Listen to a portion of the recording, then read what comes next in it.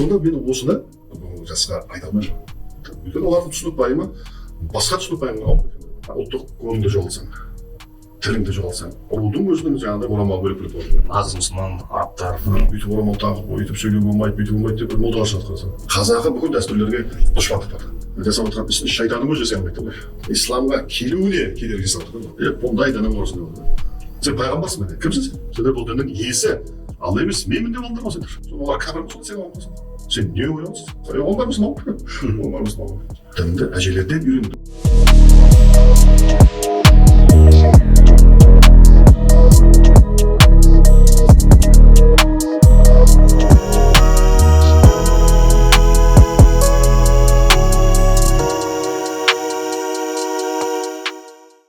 Армысыз құрметті көрермен, бұл Ойла подкаст. Бүгінгі эфиріміздің қонағы Мұхиддин Батаев мырза. Ассалаумағалейкум Мұхиддин мырза. Жалпы енді осы сұхбатымызды бастамас бұрын қазіргі таңда қай қызметтесіз және жалпы білім беру саласындасыз ба? Жалпы енді сіздің осы сұхбат алдында даярлық кезінде Instagram парақшаңызда көрдік. Біраз құнды материалды халықпен бөлісіп отырасыз. Жалпы айтып өтсеңіз, одан тыс қандай қызметте және қандай жұмыстарда істейсіз? Мен жаңа Әл-Фараби мойнына Нұр Мубарак Египет қазақпен байланысты университетіміз бар. Ислам университеті, мәдениет университеті. Ол ашылғаны бір 20 жылдай болды. Сол ашылғалы бері сол жерде ұстаздық етемін. Докторантураны Түркияда қорғағым, Стамбулда 2001-де қорғағым. Сол жерде сол ұстаздық етемін. Одан бөлек мынау біздің имамдар институты деген бар. Ислам институты имамдарға. Сол жерде де ұстаздық етемін. Одан бөлек мына ғұламалар кеңесі, мүфтияттың қасынан құрылған ғұламалар кеңесі мүшелері бар. Жаңа фәтуа шығаратын. Сол жерде сол мүшесі ретінде фәтуамен айналысамыз. Жалпы дін саласында жүргеніңізге неше уақыт болды? Дін саласында жүргеніме сол 90-шы жылдардан бері ғой. 90-шы жылдардан бері. Тәуелсіздікпен құрдас екен ғой, тәжірибеңіз ондай. Енді онда тәуелсіздік алған уақытта Түркістаннан Қожа Ахмет Яссауи атындағы университет ашылды. Сол жерде ең алғашқы рет түлегі болып сол жерде оқыдық та. Содан бері осы діни мәселемен қарап келе жатырмыз. Жалпы енді сізде осы тәуелсіз Қазақстан болғалы дейміз ғой, енді 90-шы жылдары. Оның алдында енді КСР заманында бәрімізге де белгілі, енді атеизм болды көбіне. 90-шы жылы өзіміздің билігіміз өзіміздің қолымызға тиді ғой, енді жалпы турасын айтқанда. Енді сол кезден бастап осы діни оқулар, тағы да басқа тәуелсіз ел болған соң өзінің ислам діні, тағы да басқа енді зайырлы мемлекет болдық қой, енді бірақ сонда да қазақ балалары осы намазға жығылып деген сияқты сондай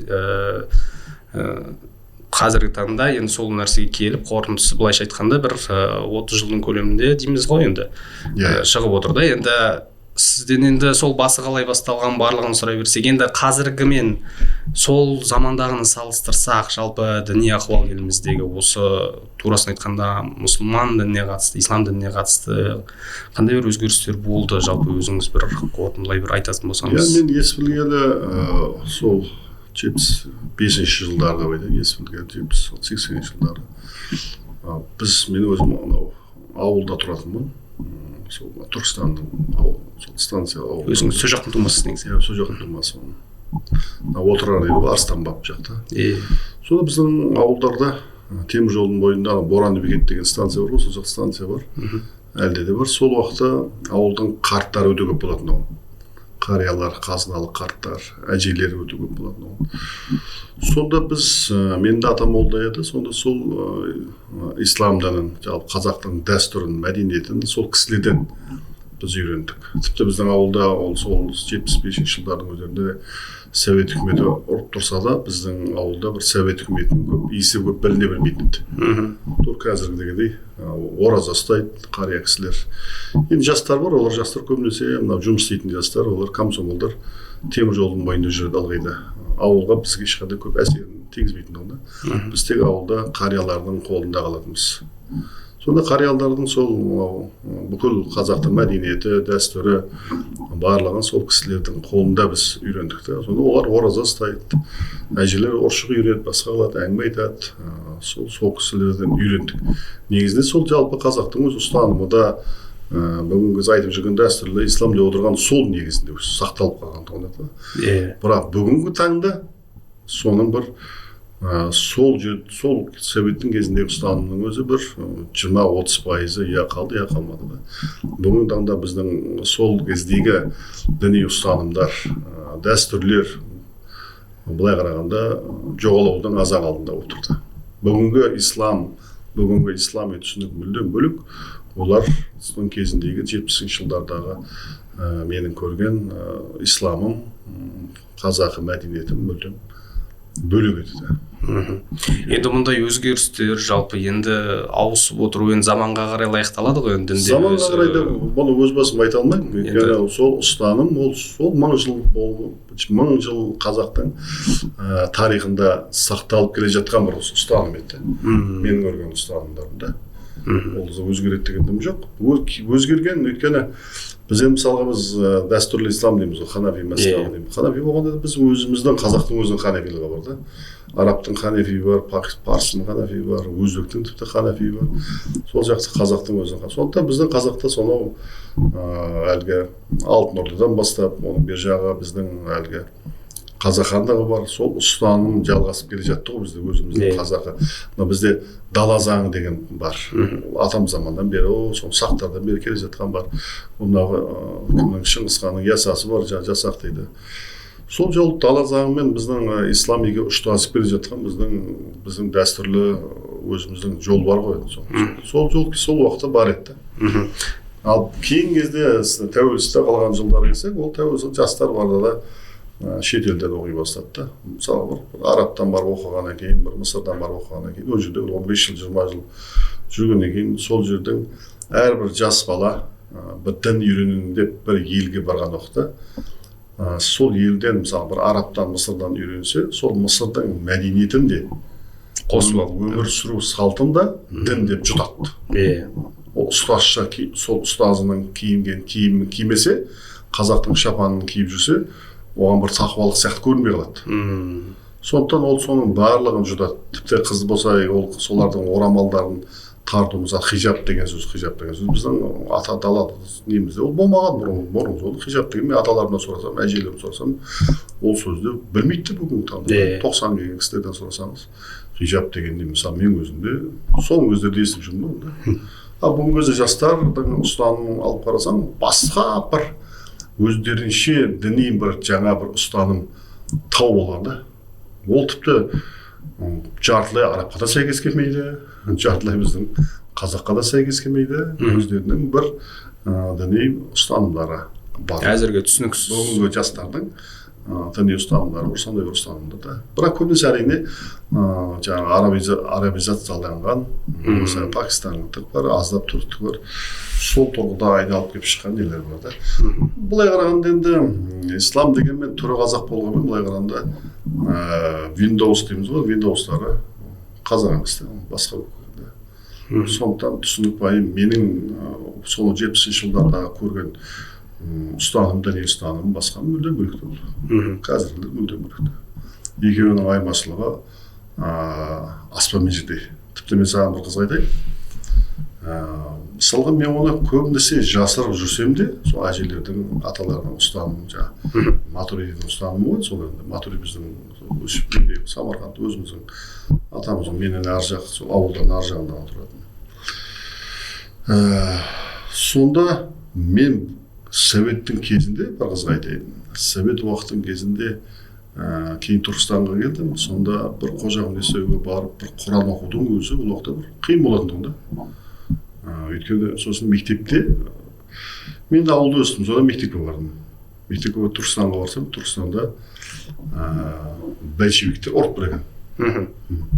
Большевиктердің заманы екен да, жаңағындай Брежневтің нелері, жаңағындай қалауы деген заңдары, Брежневтің суреттері, яғни икондары. Икондар ғой, жаңағы парад тастап жүретін. Соларды көріп мен көп шыдай алмадым. Көппен енді шыдай алмадым mesela болды. Енді сонда мектепке бардық, сонда Құдай бар ма деді. Географияның сабағының бір апай, кәрі апай жасы еді. Қасындағы досымнан сұрады, партадағы ол, атасы мол деді, Құдай бар деді. бірақ оның географиялық сабаққа қатысы жоқ еді. Отыр екі деді. Солай болды. Мен аңдамын да, қалай. Сабақ география сабағы, Құдай бар ма, оның не қатысы бар?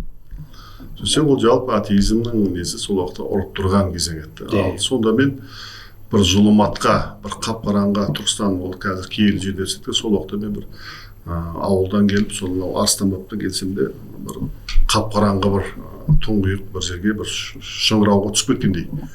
Өзімді көп жылдар бойы солар өзім сезіндім де. Тіпті соны әлі күнге дейін іздеймін. Баяғы қарияларды, баяғы әжелердің өмірін, қазақтың салтын, бүкіл ұршық үйірінде шейін басқа кілем тоқуы деген сен бәрін соны бүгінгі таңда соны іздеймін де. Ал сол негізі біздің қазақтың 1000 жылғы бойы жалғасып келе жатқан ұстанымдар еді. Сонда мен осы дәстүрлі ислам деп отқан негізі осы ғой. Осыны бүгінгі жасқа айта алмаймын ғой. Өзім университет салып беремін. Діни жастардың өзіне осыны айта алмаймын ғой. Не себеп?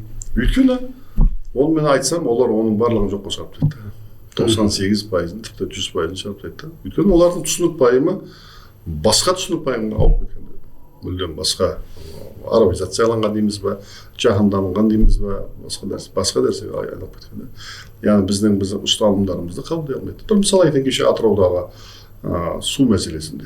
Сол кезде бір сол заманнан қалған бір әжеден қалған үйренген ана ұршықты алып иірмекші болды. Сонда келіп мына жақтан бір келіп жаңағыдай дау болды.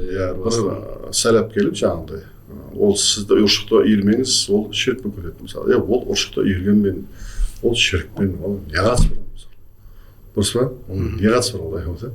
Сен барып сен сол Атырауға барып көлін тоқтатамын деп қайықпен жүзсең, құмға толтырып құм тұлдырсаң, сол ширк бола ма? Сол сияқты әркімнің өзінің пейілі бар. Адам өзі солай бір дұға жасамақшы болып отыр, бата бермекші болып отыр да. Сонда адам өзі бір ұршықтың өзін сонда, көрдіңіз бе? Бүгінгі таңда бір ұршық иірудің өзін, яғни қазақтың дәстүрі ғой. Соның өзінде жаңа келген сәләфизмнің діни ағымдардың ішінде қазақы бүкіл дәстүрлерге дұшпандық бар да.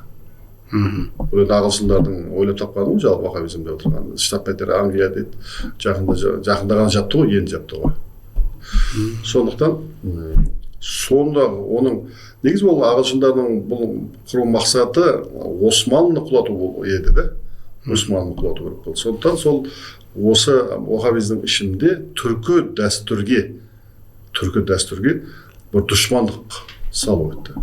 Түркілік дәстүрді шығарып тастауға жаңағыдай. Негізі түркілік дәстүрді жоғалту. Сол түркілік дәстүрді жоғалтса, онда ол құрдан былай қарап діннің өзі ғана қалады. Бірақ дін болғаннан кейін басқа бір ұлтқа еліктей бастайсың. А басқа ұлтқа еліктеген уақытында сен өзіңнің ұстанымыңды жоғалтасың. Өйткені Алла Тағала дінді берген уақытта оны упаковкасын, қорабын, қаптауын, оны әрбір ұлттың өзіне берді. Құранда аятта айтқандай, ұлттарға бөлдік деп. Оны әр ұлт өзі упаковкасын, қорабын жасау керек еді. Қорабын әркім өзі безендіру керек еді. Мысалы біздің қазақта орамал, қазақтың өзінің безендірілуі, соны сақтардан қалған, басқадан қалған қошқар мүйіз мысалға, аққу, қаздардың несі, оюлары. Міне осылардың барлығын сол өзінің жаңағыдай орамалында көрсетіп отырды. Ол тіпті кейін біздің мынау Қағбаға барсаң қазір, Қағбаның суағарында қошқар мүйіз барды. Біздің бабалар қайтып кезінде бейбарыстар, сұлтан бейбарсы қайтпайлар солар сол жерде қойып кеткен да. Сонда біздің дәстүріміздің сол Қағбамен өзі байланысын, Қағбаның өзін біздің қазақы дәстүрмен бояп тастағанда. Мына жақта пайғамбарымыздың да мешітіне барсаң, ол мешіттің ішінде де, михрабында да, мінберінде де біздің қазақы оюларды көресің да. Арабтың ойын көрмейсің. Сонда біз неге? Өйткені сол уақытта біздің бейбарыстар, сұлтан бейбарыстар билеп тұрған уақытында олар өзінің дәстүрін кіргізіп өтті. Сондықтан бұл жерде айтайын деген нәрсе, дін деген ол Алла Тағала береді, бірақ оның дәстүрін, мәдениетке айналдыру, оның упаковкасын былай қарағанда қорабын, мәдениетін өзің жасау керек. Яғни өзің ұлттық неңді соған кіргізу керек. Кодтарыңды сол дінге кіргізу керек. А бүгінгі таңда ол жоқ болып тұр. Қазақта қазір діни ұстаным сауатқан жастардағы қазақы код бар ма, жоқ таба алмайсың. Қазақ кодтың барын сәләфизмнің кіргізген себебі сол түркілік кодтарды, түркіліктің ішінде әртүрлі ұлттардың кодтарын бәрі, оның барлығын алып тастау керек, оларды ислам дінінен емес деген нәрсемен жасады. Ал енді сенің өзің ұлттық кодыңды жоғалтсаң, тіліңді жоғалтсаң, онда сен оны дінді ұстансаң қалай сен қалай дейді кім? Әрине міндетті түрде басқа ұлттың ұстанымы бойынша ұстауыңа тура, әйтеуір бір ұлттың жаңағы ұстазының үйреткен ұлтының ол ұстаным бойынша ұстауыңа тура келеді. Ал енді ұстаным бойынша ұстағаннан кейін сен бұл жақтан өзің ұлтын жойлай аласың. Бірақ Алла тағала оны Құранда ұлт жойылышын белгілеген жоқ қой, керісінше ұлтты бекем қылу үшін ислам дінін беріп отыр. Ал бүгінгі түсінік сонда жастардың түсінігі қандай? Ислами түсінік қандай? Бұрынғымыздың бабаларымыздың түсінігі қандай болды? Енді мен осыны айтсам, олар жоғалтып алған өзінің ұлттық кодтарын жоғалтып алған. Ұлттық кодтарын ислам дініне кіргізгісі келмейді. Жалаң бір ислам дінін ұстағысы келеді. Бір жалаң бір опақ-опықсыз, қорапсыз ислам болмайды. Ол міндетті түрде бір ұлттың қорабымен болады. Сондықтан олар бүгінгі таңда арабтың қорап, көбінесе арабтың қорабымен, немесе Пакистан, түріктің солардың қорабымен, бүгінгі таңда әсіресе сол арабтардың қорабымен ұстап отыр да. Енді осы тұста бізде атеист болса да, басқа болса да, бізде жаңағындай өзінің айтып ұлтын сүйетін қазақтар бар. Баяғы атеист болып қалды ғой енді олар енді. Енді олар атеист болса да, бәрі ұлтын сүйеді ғой оларды. Енді олар мынаны көрді де, мынау не болды деді. Сөйтті де ұлт құрып бара жатыр. Бүйткен дінін құрсын деді. Шошынып қалады ғой. Бізге дін керек емес. Бізге ұлт керек деді. Өйткені ол атеист қой тұрды енді. Ол сол көзбен қарайды. Сөйтті де осы кезде әртүрлі, қазір оларға исламға қарама-қарсы әртүрлі нелер пайда болды, жаңағыдай топтар пайда бола бастады. Соны топтың пайда болды, соны бүгінгі кездегі жастардың ислам деп басқа жаққа лағып жүргендіктерінен осылай болып отыр. Жақсы, енді бағана айтып кеттіңіз ғой, көбіне мына бағана қорапты, араб қорап көбіне ұстанып кетіп жатыр. Енді осы тұста сұрасам, енді жалпы нағыз мұсылман арабтар немесе нағыз мұсылмандық арабтардан келіп жатыр деген пікірлер бар да қазіргі таңда. Енді жалпы өзіңіз қалай ойлайсыз, дұрыс деп санайсыз ба? Негізі тарихи деңгейде қарастырсақ, енді бір жағынан дұрыс шығар, енді бір өйткені ол жақтан басында тараулар басталып бәрі сол жақта жатыр ғой, бірақ та енді оны тіке қабылдаудың өзі бір жағынан дұрыс емес деп ойлаймын мен өз басым. Енді сіз сол өз пікіріңізді айтсаңыз осы тұста. Енді ол біріншіден айту керек, дін арабтың дін емес. Біріншіден. Екіншіден, араб ұлтының елдерінің барлығы мұсылман емес. Оның барлығы исламды кезінде қабылдаған жоқ. Пайғамбардың кезінде тек қана уақытында Мекке мен Меккенің айналасындағылар ғана қабылдады.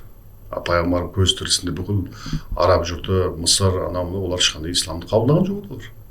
Yani Пайғамбардың қайтыс болған уақытта бүгінгі арабтың жартысы ислам дініне кірмеген тұғын, тіпті 70% кірмеген тұғын. Оның сен қалай арабтың дінін істедің? Дін ол Құдайдың діні, ол Алланың діні. Ол біздің пайғамбарымыз келсе, тіпті пайғамбарымыздың өзі кімнің Хазіреті Ибраһимнің ұрпағынан келеді. Хазіреті Ибраһим пайғамбар. Құранда ол Ибраһим пайғамбардың қандай ұлттан болғанын оны біз біле алмаймыз да. Сонда Ибраһим пайғамбар өзінің жаңағы Исмаил баласын анасы Ажармен тоғалы тастап кетеді ғой, Меккеге тастап кетеді. Сол уақытта Жұрғым деп айтады. Жұрғым деген сол йемендік бір арабтар сол жерден өтіп бара жатады да. Содан бараттағы жаңағы кіммен сол жерде тоқ қалып қойып, Исмаил өскеннен кейін сол Жұрғым деген арабтардан қыз алады. Ал енді Исмаилдің өзі ол арабта емес, өзі еврей деген халықта жоқ, ешқандай Ибраһимнің ұлты еді. Ұлтынан еді. Ибраһим пайғамбардан ұлты бүгінде қандай ұлт екені белгісіз ол. Әркім жаңағы мысалдарды айтады, бірақ оның бәрі нақты емес та. Тіпті ол ұлт бүгінде жойылып кеткен де болуы мүмкін ұлт. Сонда енді Ибраһимнің сол ұлттан болған бір адам арабтан қыз алып отыр. Арабтан қыз алып отыр да. Содан кейін ол тек қана арабтанып кеткен де. Нағашына сіңіп кеткен деп отыр да. Нағашы жұртына сіңіп кеткен. Содан кейін барады да, содан барып не түседі ғой жаңағы құран пайғамбарымыз саллаллаху алейхи келіп тұр ғой. Сонда пайғамбарымыздың өзін әрине араб десең де төмен қарасаң бәрі Ибраһимнің барған жағынан да араб емес та олар. Тек арабтан қазақ отыр ғой. Сондықтан осының бәрін сараптап қарайтын болса, бұл діннің арабпен қатысы жоқ та. Тереңірек үңілетін болса. Терең үңілетін болса, өйткені арабтар барып Исмайылдың дінін, Ибраһимнің дінін қабылдап отыр ғой. Yani İsmail'in dini отырғанымыз, Hazreti İbrahim, Hazreti İsmail'in dini, ол бүгінгі ислам діні. Ислам дінінің өзі, сол Ибраһимнің діні жалғасқан. Екі бір дін бар. Алладан келіп отқан діндер. Ал енді бір деректі айтады, жаңағындай Hazreti İbrahimнің өзі бір деректі айтады, жаңағы Оғыз мәшһүр үстінде кітаптарында бар, жаңағындай Оғыз ханның қызын алған деп айтады. Ал кейбір деректерде сол Оғыздың өзі Уыз дейді, жаңағындай таңдалған деген Мұстафа деген білдіреді, пайғамбардың есімі болса таңдалған дегендіктен сол Уыз деген сөзді мына уық дегенде содан шығып келіп, соның өзі Оғыздың өзі кезінде пайғамбар болған деп айтады. Түріктен шыққан пайғамбар дейді. Оны мәшһүр жігіттер озған пайғамбар деп атайды. Озу жаңағындай Озу бәрі бір жерде шығады. Сонда ол пайғамбардан кейін Hazreti Ибраһим келіп түркілерден қыз алады ғой. Осы өңірге келіп қыз алатын жері бар да. Сонда жаңағы Оғыздан қыз алып, содан 6 баласы болады.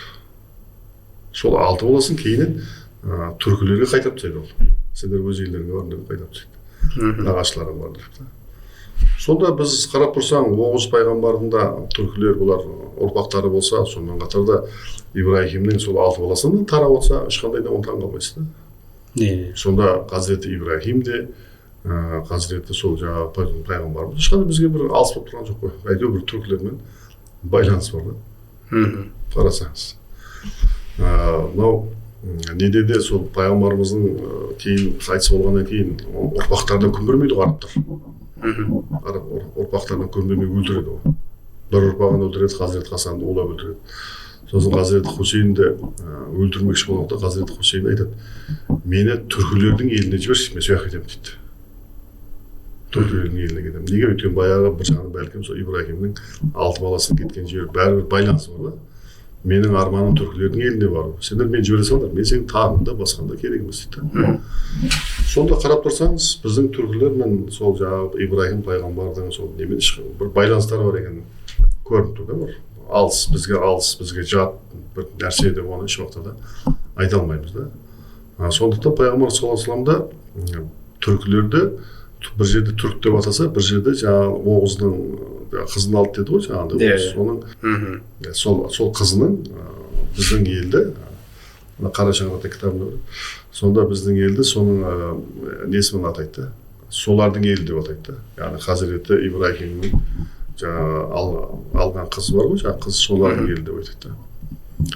Сондықтан былай қараған уақытта бізге бұл пайғамбарлардың өзі де бізге алыс пайғамбар шықпайды. Соның екіншіден бізде дәстүрде отырғанның өзінде қарап болсақ, дәстүрдің өзінің ішінде бізде Ибраһимнен қалған, Hazreti Сулейманнан пайғамбардан қалған, басқа да көптеген пайғамбарлардан қалған біздің қазақтың, түркілердің өзінің ішінде дәстүрлер өте көп. Мысалға бізде нанның қиқымын жерге жатқанда әжелер баяғыда олай қолмен өстеп жеп отыратын еді, байқасаң, есінде ме? Сонда бұл неғып жеп отырсыз десе, бізге де солай тегіргізетін ауылда. Ана дәнді жерге тастама, бидайдың дәнін, нанның қоқымын тастама, обал болады.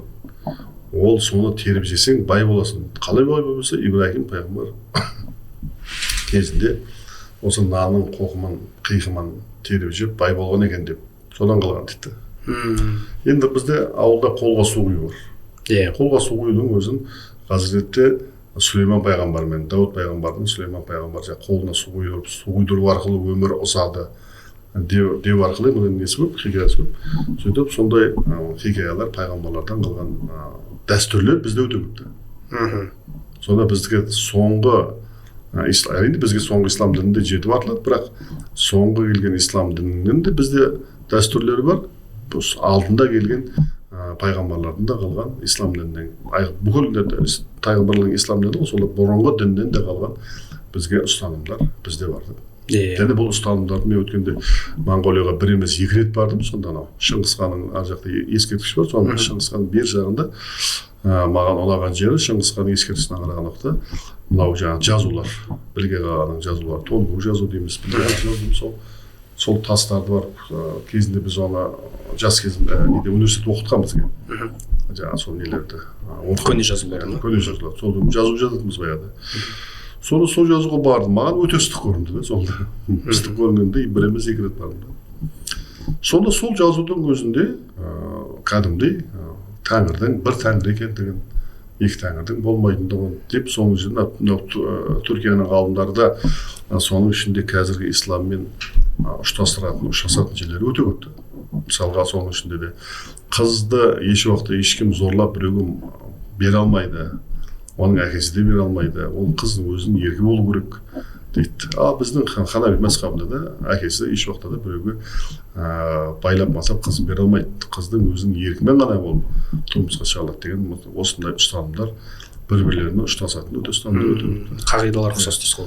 Сондықтан бізді бұрынғы сенген ұстаным жүрген бұрынғы тәңіршілдер дейді ғой, бұрынғы тәңіршілдер мен біздің бүгінгі ұстаным арасында тікелей бір тығыз байланыс бар да. Біз оны лақтырып тастай алмаймыз да. Өйткені бұрынғы пайғамбарлардан қалған, сол жерде сол Білге қағанның өзінде бұрынғы пайғамбарлардан қалған, бәлкім Оғызханнан қалған, бәлкім Озған пайғамбар дегеннен қалған ұстанымдар сақталып қалған. Және ол бекер емес. Оның бәрі бекер емес. Мен оның бәрі зерттеп қарадым да, жаңағы толтыра кітапта жаздық та. Жалпы сол енді ой-сана жағын енді сұрақты мәселесін қойдық қой, енді қазір енді сыртқы бейне келбетке келетін болсақ, енді жалпы қазір бір сұрақ қояйыншы, енді мына қазір енді Орта Азия елдерінде көбісінде осы тиым салып жатыр ғой, мына ниқаб дегенге, хиджаб дейді, ниқаб дейді. Енді сол әуелі ол сұрақты қоймас бұрын екеуінің айырмашылығы қандай жалпы енді өзіңіз? Хиджаб деп отырғаны жалпы ол бір хиджаб деген Құранда сөз жоқ, ондай орамалға қатысты сөз жоқ та. Хиджаб деген сөз бар, бірақ орамалға қатысты сөз жоқ та. Хиджаб деген сөз бүркену, қамал деген сөздерді білдіреді ғой енді. Жаңағы перде деген білдіреді. Үйге перде тұтып қоясың, хиджаб тұтып қойдым дейсің, жаңағы перде. Сол секілді Құранда да оны хиджаб деп айтпайды, оны Құрандағы аты бөлек те, хумур деп айтады да. Жекеше түрі, көпше түрі хумур, жекеше түрі химар дейді. Алла Тағала әр ұлттың өзінің деді ғой, ұлттық бояуы бойынша әркім оны ол орамал бүркену бар, бірақ қалай бүркенеді, оны әр ұлттың өзі біледі. Құдай Тағала солай қойған да. Сондықтан біздікілер бүркенетін болса, сол бүркенетін орамалына міндетті түрде өзінің қазақылық бүкіл жаңағыдай қошқар мүйіз деген сияқты бүкіл оюларын салып тастағанда, сол арқылы ғана ұстаным, діни ұстанымдарын, былайша айтқанда діни осындай жоралғыларды жаңағы бүкіл біздің қазақтың салты мен дәстүрімен безендіріп көрінбейтін неғып жіберген да, көрмейміз. Ал енді сондықтан ол бізде бір ғана оны хиджаб деп атамайды, бізде оны әртүрлі деп атайды. Оның түрі көп. Жалпылама орамал дейді. Басына орамал салып, үйге келін келген болса, басына ақ орамал салғаннан бастап ары қарай киім-кешек дейді, басқа дейді. Әр жасқа келген уақытта өзінің салттары бөлек, және әр рудың өзінің жаңағыдай орамалы бөлек болады. Және атаулары бөлек болады. Сондықтан бізде дәл біздің қазақтағыдай арабтардан ондай не жоқ да. Арабтарда хиджаб дейді, басқа әңгіме жоқ. Бізде әр киім-кешек дейді, анау дейді, мынау дейді, оның барлығын бір мәдениетке, дәстүрге, сондайға әр нәрсенің өзі, мысалы бір қызда қараған уақыт бұл қыз ба, ол қандай кім тұрмыс құрған ба, соның киімінен білетін болған да. Арабтардан білемейсің, жалпы қара киеді, басқа киеді болды. Ниқаб деген екеуі сол хиджаб екеуі бір нәрсе ғой. Ниқаб деп отырғанда ол мазхабтың ішінде кейбір көзқарастарда бетін жауып тұмшалайтын, қазақша ниқаб деген сөз тұмшалау деген сөз да. Тұмшалану деген сөз ғой. Тұмшалану, мас киіп алдың, тұмшаландың да, ниқаб кидің. Мас киіп жүрсің, ниқаб киіп жүр дейді. Бірақ енді ол кейбір мазхаб өзінің ішіндегі мазхабтардағы өздерінің бір көзқарастарда, біздің Ханафи мазхабында ол ниқаб не емес деп, ол парыз емес те. Қайда керісінше ол хадистерде, Құранда да айтқандай, оның беті мен қолы деп айтады да, ашық болу керек дейді. Сондықтан тіпті қағуаның өзінде мынау тауып жасаған уақытта бетіне ниқаб кигендердің өздері біздің Ханафи мазхабы бойынша сол амал жасап беттерін ашатындар, беттерін ашып алады, бетін ашып жүру керек. Сондықтан ол өздерінің кейбір мазхабтағы олар ұстанымдар да, олар өздерінің нелері, өздерінің парыздары олар. Біздің ханафи бойынша ондай не жоқ та, оның жүзі ашық болу керек, өйткені тану керек қой, адам тану керек та. Пайғамбар саллаллаху алейхи бір егер қыз қарайтын болса, оның жүзіне қара, оның қолына қара дейді, өйткені қолы жүзі ашық болу керек дейді, соны тану үшін. Өйткені адам тану керек, бір араласу керек. Сондықтан бізде ол жалпы исламның басым көпшілігінің көзқарасы бойынша, біздің жалпы түркілердің ұстаным бойынша ханафи мазхабы ол жүзін ашық жүреді. Ол ниқабта отырған, ол кейіннен ол мына қазіргі кездегі сосын арабтардың өзінің бір кейбір мазхабтардағы бір өздерінің көзқарастары. Ол біздің көзқарасқа ешқандай да ханафи мазхабының көзқарасына сәйкес келмейді. Біз енді ол киім мәселесіне келгенде жабық жүру не дінде бар ғой, енді жалпы енді басқа жерін ашық, бірақ енді ондай қатты не емес та. Көз түсетін жерлер, ұятты жерлер деп айтады да. Бірақ Алла тағала жеңілдік жасап, жалпы енді орамалда мақсат не деген әңгіме ғой енді. Алла тағала не үшін орамал парыз қылды? Оны өмір сүре алмайтындай үшін жасаған жоқ қой. Керісінше өмір сүргізу үшін беріп отыр оны. Тек қана ар намысын өзгелерден қорғау үшін Алла тағала жасатқан да. Бірақ ар намысы қорғалған жерлер болса, әйелдер өздерінің арасында болса, басқа жерде болса, ол өзінің орамалсыз жүре береді. Орамал сен міндетті түрде сен үйде де тағып жүресің деген әңгіме жоқ қой. Бір жерде мысалға тек қана бір әйелдердің ғана оқитын жерде болатын болса, олар бәрі орамалсыз жүре береді. Тіпті орамал тұрмады, басқа өзінің әурат жерлері бар, соны жабып болып та жүре береді мысалы. Моншаға түспеймін мысалы. Сол секілді бізде ойлайды, оны ойбай, оны бүкіл бәрін жеп байлап тастайсың, одан кейін болып бітті, ешқандай ондай нәрсе емес та, ол тек қана сақтану үшін деген әңгіме ғой. Мен мысалға жауын жауған уақытта не істейсің мысалға? Жауын жауғанда қол шатыр ұстайсың да. Сол секілді әңгіме ғой. Бұл жерде бұл әйелдің өзінің ар намысын сақтату үшін Құдай тағала беріп отыр да. Қазақта сол ұстанған да. Қазақта. Бірақ біздің қазақта кезінде өзінің жаңағындай ұруымен тұрғаннан кейін, қыз алыспағаннан кейін, ол ауылдарда олар кәдімгідей қыздар тақиямен жүретін болған. Кепеш деп айтады. Басынан киіп алады, жаңағы шаштары көрінеді, ондай әлгі шашбау тағады, басқа қалады. Сол ауылда бүкіл өнерін жүріп жүр. Олар қыз жігіттер де бар, ауылдың бәрі көреді. Неге? Бірақ бізде 7 адамнан қыз алыспағаннан кейін солай жүре береді. Бірақ ауылда ұзақтан бір бөтен адам келсе, ит үреді, басқа аттың дүбірі келіп оқты, әлгі қыздар үйге кіріп олармен өйтіп бір тікелей көріспейтін не алмайтын болғанда. Былай тек қана ер кісілер ғана көрініп болмаса, әжелер көрініп, әйтеуір жаңағындай орамал тағып, арғай орамал тағып солай көрінетін болғанда. Өзінің ауылында жүргеннен кейін несін орамал тағып, оны тағатын жер болған. Бүгінде оның қыздар бір-бірлерімен де қосып, ана-мына болатын болса, оның барлығы көбінесе шектен шығып жатады. Оның мән жайын біле алмайды да. Онысы сосын хижаб деп оны ат қойып алған бүгінде. Сөйтіп хижаб деген көзқарас мүлдем теріс кетіп бара жатқан көзқарас көп қой бізде. Соның артынан барады таяқ жеп өзінің дінінен айырылып қалады.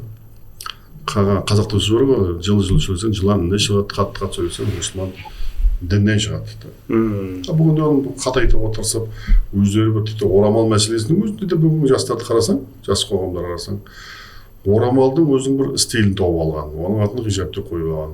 Еще оны орамал солай тағу керек, жаңағы сондай. Еще оны қазақтың ой өнерлері ода болмау керек ода. Басқашалау болып тұру керек, араби ма, сондай бір нәрселер бар, сөйтіп тағады. Жаңағы блогерлер, әйелдер көбінесе сөйтіп тағып жүреді. Ол жаңағы мына тағылар шығады да, бүйтіп орамал тағып, бүйтіп сөйлеуге болмайды, бүйтіп болмайды деп бір молдалар шығады қарасаң. Өйткені сен исламды қаралап жатсың. Шырағым, исламды қаралап жатсың. Мына жақта орамал тақпай жүргенде бар. Журналист болып жүріп, мысалға телевизорға түсіп жатыр, киноға түсіп жатыр. Оларға әңгіме айтпайсың, сен әңгіме айтқан жоқсың. Олар сондай кәпір мәне. Болмаса, былайша орамал тағып жүргендер көп қой бізде. Апалар тағады, бірақ ол сен сияқты жаңағындай бұллаугіреуи болып тақпайды да, жаңағындай да, бұллаугіреуи жаңағы бір-бір болып тақпайды да. Араби жаңағындай сонда өздерінің нелерін. Сондай не, олар кәпір ма сонда? Оларға әңгіме айтпайды да, аналарға исламды қаралап жатсын дейді. Мысалға жаңағы біреу шығып бір жерде билесе, мысалға жаңағы сондай орамал тағып билесе, исламды қаралап жатыр деп, мына бір арабтың жылап жатқан суретін қойып қойды. Шырағым, сен олыстағы ауылда орамал таққан әйелдер басқа билеп жүр. Сонда олар кәпір ме сонда сенің ауылыңда сонда? Сен не ойлап отырсың? Оларға айтады, сен исламды қаралап, сен түсінсейсің, не болса, ислам деген не өзі, қандай дін өзі? Сонда өздерінің бір жаңағыдай шектеуіндегі жүрген бір нелерді исламды ойлайды да, олардың түсінді қарап сонда негізінде түптемдегі олар сәлаптар емес, олар мен айтып жатқан олар жақ ханафи болып жүргендер. Бүгінгі жастарда. Ал оның тысындағы өз мінезі жүргендер, олар несіне исламды қараламайды, басқа. Оның бар мұсылман. Оның бар мұсылман. Енді ол мұсылмандың әстесінде кәпір болып бір пәсте әркім ең басты адамның жүрегінде иманы бар. Не бір орамал тақпайтын мен әйелдерді білемін да. Бірақ 5 уақыт намазын оқиды. Не бір жаңағындай әртүрлі болып жүретін еркекшілер бар. Қарасаң намаз оқып жүргендер бар, басқа жоқындер бар да. Енді әркімнің ол иман адамның жүрегінде ол. Жүрегінде сыртымен өлшейсің сол бәрі нәрсе. А бұлар өздерінің сыртымен өлшеп, өздері бір образный бір ислам тауып алған да. А бұлар мен айтар едім, сектанттар деп айтар едім да. Бұлар сектанттар да. Оқшауланғандар, өздерінің ғана бір түсінік пайым бар. Сол түсінік пайымы сәйкес келмегендерді исламнан шығарыпты. Сен кім, саған ондай құқық кім берді деймін да? Сенің арабыңа ұқсамаса, сенің қалыпты бір неңе ұқсамаса, жаңағыдай қазақтың ой өнерін бейнелеген орамал тақпауың керек та, сондай болып. Саған ондай құқықты кім берді деймін? Сен де өзің қолдан исламдың жасап алып да, жаратып алып да, құдайсың ба сен де? Сен пайғамбарсың ба? Кімсің сен? Кеше ғана барып, араптан барып оқып келіпсің. Сен арапқа бармаған уақытында біз сен білеміз, ауылда жүрген уақытында кім едің сен?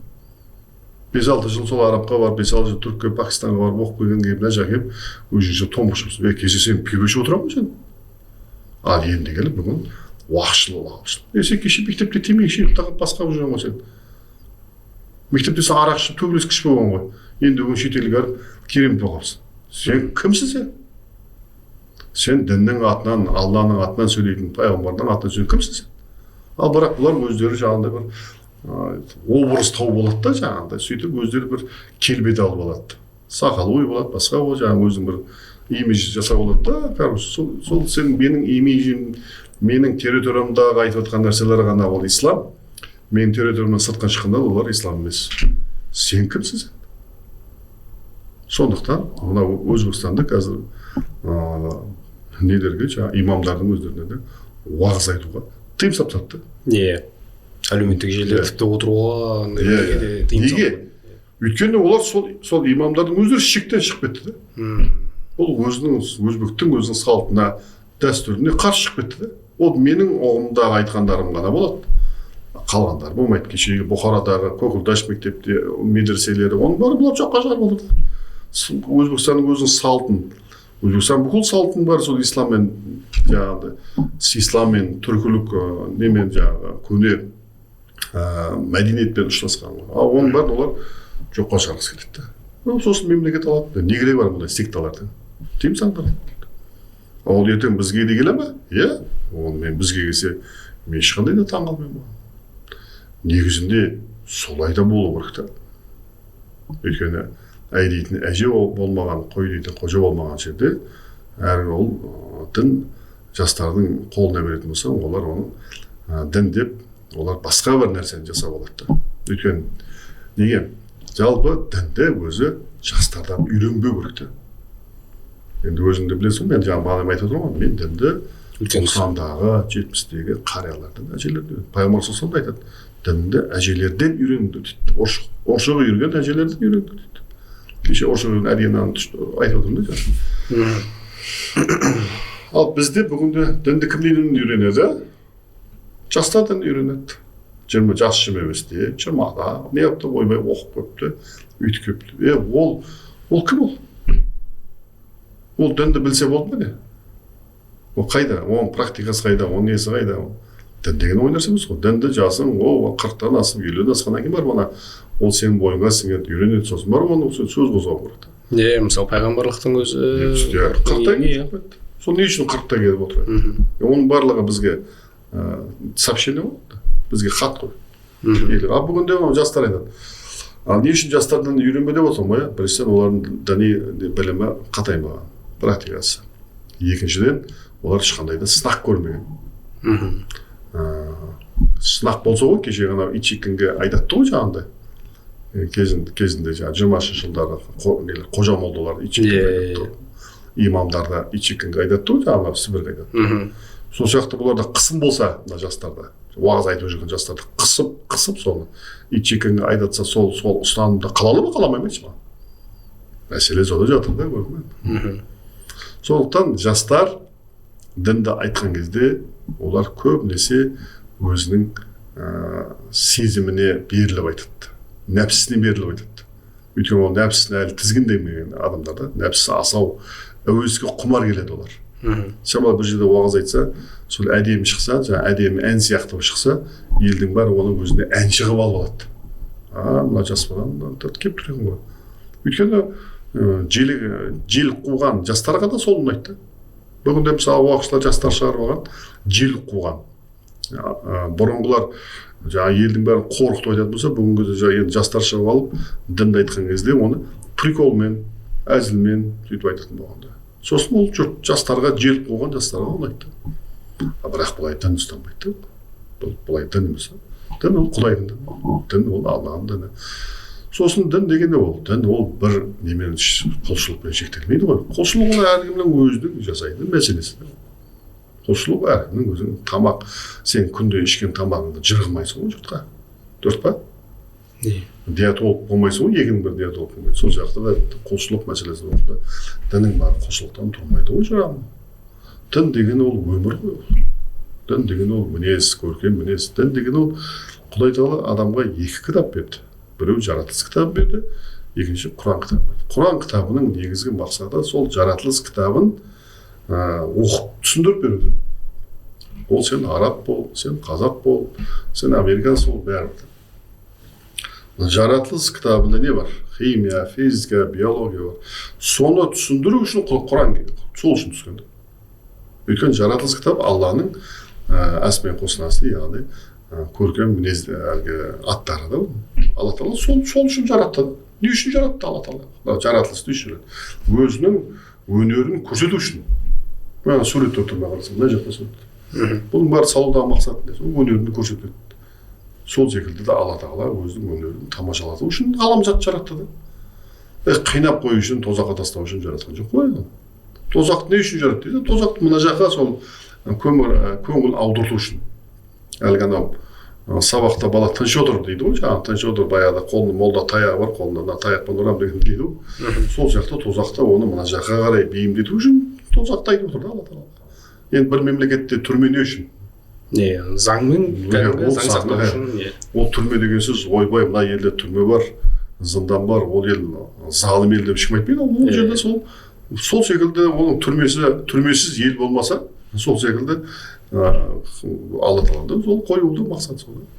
Бүгінде әй дейтін әже жоқ, қой дейтін қожа жоқ. Жастар болады да, желік қуып жүрген жастар. Мынау Тұрсынбек Қабатовтардың айтып жүрген анекдоттарын жаңағындай әкеліп дінге келіп кіргізіп жібереді. Сен бар да сол Қабатовтардың қасына барып айтатынды айта берсе барып. Бірақ дінде не бар? Ол дін кешегі өзінің сол үшін біздің бабаларымыз, Алаштың арыстары сол үшін атылып кетті, сотталып кетті ғой. Мұхтар Әуезовтер талай жала жалды. Біздің қазақтың қаншама қожа молдалардың барлығы Итчекинге айдалды. Сен соған дайынсың ба сондай десең? Сондықтан дін істей алсаң қасиетті, істей алмасаң ол қасіретің. Бүгін ұстамадың ба, қаңғырды, сені қолынан алып қойды. Өзбектің қолынан алып қойды. Ол секілді кез келген уақытта бізге қараңғылықтың несі, шәлісі, түрілуі әбден мүмкін. Жалпы дін дегенде сынақ деген сөз ғой, қазақша айтқанда. Сынақсыз болмайды. Бұл жастар да, бүгінгі жастар да бәрібір сынаққа түседі. Бір қиын қыстау заман болып, бастарына бір нәубет келеді. Сол желік қуып, сол желігінде кетіп қалады. Секта болып кетеді, ана болып кетеді. Өйткені дін ол Алланың діні, Құдайдың діні. енді қазір мына бағана шетелге барып оқып келіп көбіне енді араб елдерінде ғой, енді кезінде мына 90-шы жылдарда көп кетті, енді қазірде бар ма білмеймін. Енді жалпы сол күмәнді оқуларды оқып келіп сол елдерден Қазақстанға оралған соң енді неше түрлі әңгімелер, мысалы үндеулер айтып абай адасқан шәкәрім шатасқан деген сияқты бір пікірлер де кетіп жатады ғой. Енді көбіне олар уже тарихи тұлғаларға тиісіп жатады да, енді мысалы ол бүйткен де сөйткен деген сияқты. Енді жалпы бұл тұста айтар пікіріңіз қандай жалпы? Енді оларда білімнің жетіспеушілігі ме, әлде бағанағы жақтан сіңіріп алу ма тым қатты? Бұл не ғой, мысалға өткенде бір Мысырдан оқып келген бір жігіт бар еді, содан сұрадым, сол жақта өзі мектеп бар ма өзі? Сөйтсем айтады, олар арабтардың дейді, арабтың ол елінің 70% мектеп бармайды дейді. Ол мектеп болмаса, онда не болды онда деймін? Ол мектеп болмасын болды. Сонда мен айтамын, сен сол жақтан оқып келдің. Ол сол жақтан оқып келсең, ол мықты ислам университеті болса, неге онда ол қазақ досы бар ғой, әулие болсаң алдымен өзің жарылға дейді. Ол ондай бір мықты дінді білген адамдар, өйткені жаңа айттым, ғылым, физика, математика, ол өзінің экономикасын алып көтеруге жарамайды деймін, сол білімдер. Сенің тақуалығың өзіңе, егер сен ислам дінін танытамын десең, ислам дінді білетін елдің белгісі, оның рухани жағы емес, оның мәдени жағы да, ғылыми жағы да бірінші көтерілу керек қой. Біздің кезімізде алгоритмде отырған Әл-Хорезми, Омардың атамыздың жасаған мысалы кезінде жасады. Ұлықбектің несі жаңағыдай, Әл-Фараби бар басқа. Ол солай болды. Сол секілді енді солай қалай ол көтерілмейді. Яғни онда бір проблемалар бар да онда олардың өздерінің. Яғни олар ислам дінін білмейді деген сөзді. Қайтайын, Әл-Асқар болса қайтайын. Ислам дінін білмейді деген сөзді. Ислам дінін білсе өзінің елінде соның экономикасын көтере қоймыз. Өзінің елінің несін шағын 70%, қатия 70% оқымайтындарын сол мектепте оқытпаймын мен соны. Ол қандай ол? Дінді ол өзінің несін не аламайтын, жарылқай алмайтын мысалы да. Бірақ енді дін осы қойсын жарылқап келді, ендеше нелер бір нелері бар да, кемшіліктер болып тұр ғой. Сондықтан айтайын деген мына осындай бір ғылымға, білімге, мәдениетке, өркениетке жаңағыдай кемшін болған бір елден барып оқыған адамдар, ол жерде ол ислам дінін былай қарағанда шала оқып келеді да. Жартылай ислам діні, жартылай сол елдің, дамымаған елдің мәдениетін дін деп алып келеді. Соның көзқарасын қарайды. Екіншіден, бір жерде 18 жасар, 15 жасар бала бір елге барып оқыса, 10 жылдай оқыса, ол Қазақстанға келген уақытта ол қанша білімді болса да, ол қазақ болып келмейді ол. Ол сол елдің Windows-мен келіп, былай қарағанда ары кетсе бір оралман қазақ сияқты болып, немесе қазақша білетін, мысалы бір араб болып келеді. Іші бәрі ауысқан. Іші ауысып кеткен. Тек қазақша біледі. Болды да. Қалған да біздер жоқ, мысалы орысша сөйлейді. Қарасаң, қазақ, ұруы бар, басқа, бірақ бүкіл мәдениетін бар. Санасы да, ойлау жүйесі де орысша. Сол секілді де оңғыде сондай болып келеді. Жүр ғой, бізде жүр ғой. Сондықтан ол келген уақытта, дінді айтқан уақытта бір қазақша мықты білетін бір араб болып уағыз айтады да. Қазақтың тілін мықты білетін араб болып уағыз айтады.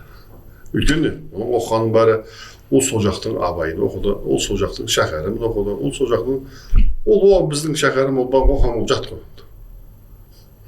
Өйткені келінің бетін кім ашса сол істі көрінеді, сол жақтан не ашса сол көрінеді. Сондықтан сол көзқараспен келі болып қарайды. Сол баяғы өзінің ұстазынша бізге уағыз айтады, ол жақтың стилі бізге келмейді. Бірақ бұның бір жаман жері, бізде осы 20 жылда осындайлар шетелден келе беріп, айта беріп, уағыздың өзін бәрі өзгертіп жіберді. Сол арабтың да басқаның да сол несі бізге кіріп келді. Былай қарағанда біз ханафи болған уақытта, біз арабтың ханафи болып жүрміз қазір. Тіпті иманның шарты бізде жетеуді. Иманның шарты жетеу. Негізгі мәселе. Ал арабтарда, көп арабтарда оларда 6. А бізде қандай жетіншісі сонда қайсысы артық? Жетінші ақыретке сену дейді да, алтыншы. Жетінші ақыретке ғана сеніп қоймайсың дейді. Өлгеннен кейін мына денең қайтадан тірілетініне сену керек дейді. Ал арабтар айтады, оған шарт емес дейді, сену шарт емес дейді. Сосын бар арабтардың өзінде ақыретке барған уақытта біз тірілмейміз, тек осы рухпен ғана жәннатта жұмақта жүреміз дейді. Бірақ Алла Тағаланың жарату мақсаты ол емес ол.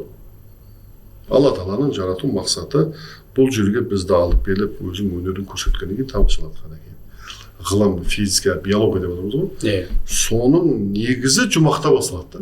Негізгі ғылым жұмақта.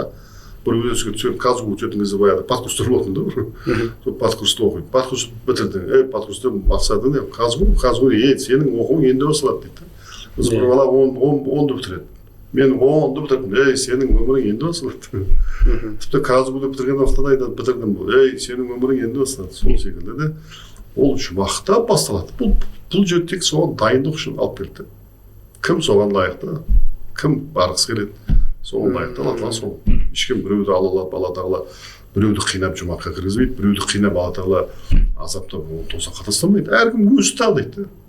Біреу қазір түсі келмейді, болды, мен оқымаймын дейді. Сол секілді біреулер жұмаққа кіргісі келмесе, оны Алла Тағала оны кіргізсе жұмаққа, ол айтады, мені қинап кіргізді дейді. Мен кіргім келмейді дейді, кіргісі келмес дейсің. Бірақ Алла Тағала ол ең басты мәселе, ешкімді жоққа жібермейді. Жоқ қой. Ең нағыз тозақ ол жоқ болып кетуді.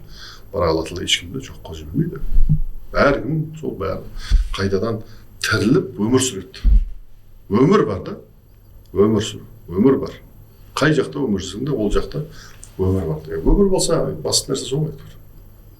Ал енді тозақ, анау, әркімнің өзінің түсінік пайым, ол ар жақта не, оны бір Құдай біледі. Оны біз біле алмаймыз. Ол көз көріп құлақ естімеген жұмақта.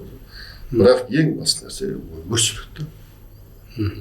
Атеистер айтады, өмір сүрмейміз дейді. Сол ең қинайтын нәрсе сол. Жоқ болып кетемін, мен ағайындарымды көрмеймін, болды, кетіп бітті, осы бітті. Қимай, сол қимастықпен қиналып өмір сүреді. Мына ағайынды, ата-анамды қайтып көрмейдім. Жоқ, өлем болды, әкесі өлсе болды, қайтып көрмейтін болдым. Ғашық өлсе, сені қайтып көрмейтін болдым. Бұл ең қасірет сол ғой. Бірақ Алла ешкімді жоқ қылмайды. Болады. Өмір бар. Өмір жалғаса береді. Нағыз өмір сол жақта жалғасады да. Бұл өмір соған бір дайындық үшін, сынау үшін алып келген нәрсеміз. Осылай түсіндіру керек қой негізі. Ғылым, білімге дайындау болу, ар жақта өмір күтіп тұр бізді. Бұларға айтсаң, сақал мәселесі, мынау ниқаб мәселесі, балағын бір нені бір жаңағыдай адамның жеке өмірімен ғана шектелетін бір нәрсені апарып, исламның негіз етіп қойып қояды. Негіз етіп қойып қойды. Мәселе сақалдан болды, сенің өзің тілің. Мәселе сенің енді формада емес қой. Мысалға енді барып жаңа жерде бір шахтаға кіресің, ол шахтаға кірген уақытта ол жақта әркім өзін киім береді, біреу сары киім береді, бұл айтады, жоқ сары киім болмайды.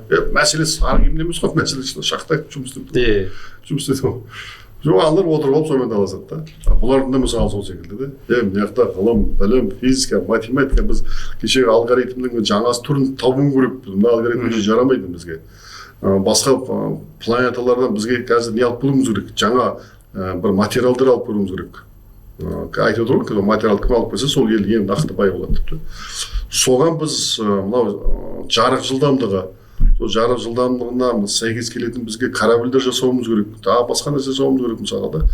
Сондай кванттық физикалық жаңағыдай компьютерлер жасауымыз керек. Енді біздікілер сол баяғы ниқаб, сол баяғы анау, не болды. Ал сол мәселенің түбінде енді осы ислам дінін бір артта қалған дін немесе бір қаралау көрсету деп ойламайсыз ба бір?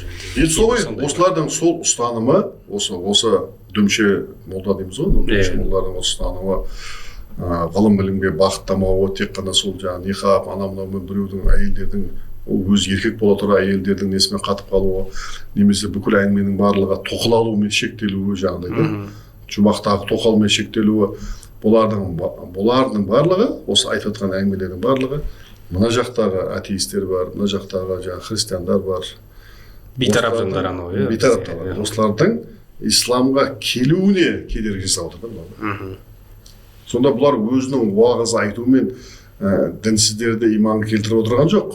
Керісінше жаңағыдай әлгі қатты сөйлесе мұсылман діннен шығады деген секілді, керісінше исламға келмекші болып тұрғандарды ислам дінінен бездіріп отыр. Яғни ислам дінінен бездіртіп уағыздарымен тозаққа жіберіп отыр олар. Тозаққа баруына себеп көріп отыр. Олар көріп отыр мына жақта. Бұндай діннен құрысын деп отыр. Сөйтіп олар дінге келмей қалды. Сөйтіп өлді. Сосын ертең кім кінәлі? Уағыз айтушылар кінәлі. Сонда жалпы мұндай ұстанымдағы жүргенде, сектада отырғанбыз ғой, бағана айтып отырған болсаңыз. Бұлардың ұстанымдары, бұлар кімдердің, сол дінсіздердің, басқалардың исламға келмеуіне жағдай жасап отыр да бұлар. Мұсылман болмауы. Яғни бұлар былай қарағанда бұндай қатты уағызшылар діннің ғылым білім жағын түсінбей ұштастыра алмайтын бұндай бір ниқаппен шектелмейтіндердің ісін жасап жатқан ісін шайтанның өзі жасай алмайды да бұлай.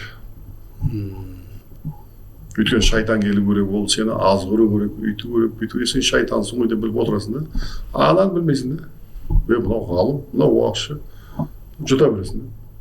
Содан бір күн өзің қалай жоғалып кеткен білмейсің да. Бір қарасаң не ұлтың жоқ, не салтың жоқ, не басқан жоқ. Қызық теңеулерді, нелерді, факттерді қызық келтіреді екен сен. Бұнда естімеген елде көп дейді ғой жалпы. Жоқ, енді мен енді айтып отырмын, әжелерім, аталарым қол қойсын. Мен мектебім сол, өскен мектебім сол. Мен көбінесе жасырып келдім осының бәрін. Бірақ енді жасырмаймын мен. Неғып жасырып? Құдайдан жасырмағанда адамнан жасырамын. Бүгін жасырсам да ертең олар сұрайды ақыретте, сіз осыны бізге түсіндірмедіңіз ба? Айттым ал. Тыңдай қабылдайсың ба? Қабылда. Қабылдамайсың ба? Ертең бәрібір есеп берген уақытта сол менде боламын араларында айтамын деп мен айттым оларға. Сендер, ислам деп, сендер Құдайды бездіріп тұрсыңдар. Сендер Алланы емес, сендер өздерінің қолдан бір Құдай жасап аласыңдар, өздерінің Құдай болыңдар ғой сендер. Сендер бұл діннің иесі Алла емес, менмін деп алыңдар ғой сендер. Менің ақ дегенім ақ, мен өйткені Құран оқи аламын, мына жерде бір аят айта аламын, значит, менің ақ дегенім ақ, мен пайғамбарымыздың өмірбаянын біла аламын, ендеше мен бәрін білемін деген нәрсені ұстанып алдың ғой сендер деді.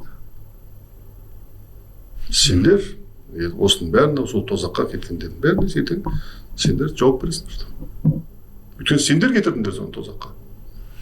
Келтірген шығарсың, бірақ 5-6 адам жұмаққа баруына, бірақ қанша мыңдаған адам сен тозаққа кетіп себеп көріп отырсың. Сен жұртты ата діннен айырып отырсың ғой.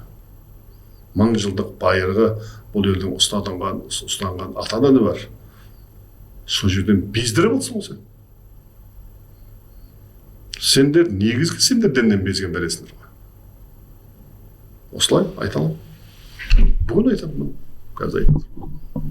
Ертең Құдайдың алдында да жүзім ақ болу үшін осылай айтамын. Сендер кеше ғана жүргендер, кеше ғана сен мектепте темекі жүргендер ғой. Қашып пісіп темекі жүргендер ғой. А бүгін келіп осылай деп әңгіме айтасыңдар өздері. Кімсіңдер сендер жалпы? Құдайдың дініне өздерінің үкім айтатындар. Өздеріңше бір не жасайтын, том пішетіндер шығып алып. Басқалар бүгін блогерлер шыққан, мысалы, психологтар шыққан, дінді әкеп тықпа ұстайды. Дін саған, ойыншық па саған? Ғылыммен байланыстыратын кезде, ешқайсысы ғылыммен байланыстырмайды. Көрдің бе мысалы? Тілі байланып қалады ондай кезде. Бар, Аллаға шүкір. Ондай ғалымдар бар, уағыз айтушылар ғылыммен бар. Бірақ қаншасы бар? Жастардың арасында қанша бар мысалы? Сөз тоқтатқан ғалымдардың арасында бар, дінмен, ғылыммен ұштастыру жөнінде. Бірақ жастардың арасында қаншасы бар да? Мына бүгін айтыштың саласы бар, осымен дінді байланыстырып, астрономиямен байланыстырып, соны айтып отқан қанша адам бар? Мектепке байланыстырып. Мектеп деген сөздің өзі, бүгін айтады, мектептегілер тіпті мешіт мынандай болған. Мешіт дейді, мектептен 300 метр аулақ болу керек дейді. Соны көрдің бе? Сондай заң шығарып қойған. Сонда сол қорқып отыр да ол. Керісінше мектеп деген сөздің өзі, кітап оқылған жер деген сөз да. Кітап деген Құранның бір аты да. Яғни Құран оқылған жер деген сөз да. Ол қандай Құран оқылған? Құранның ең бірінші түскен сүресі оқы деп түседі.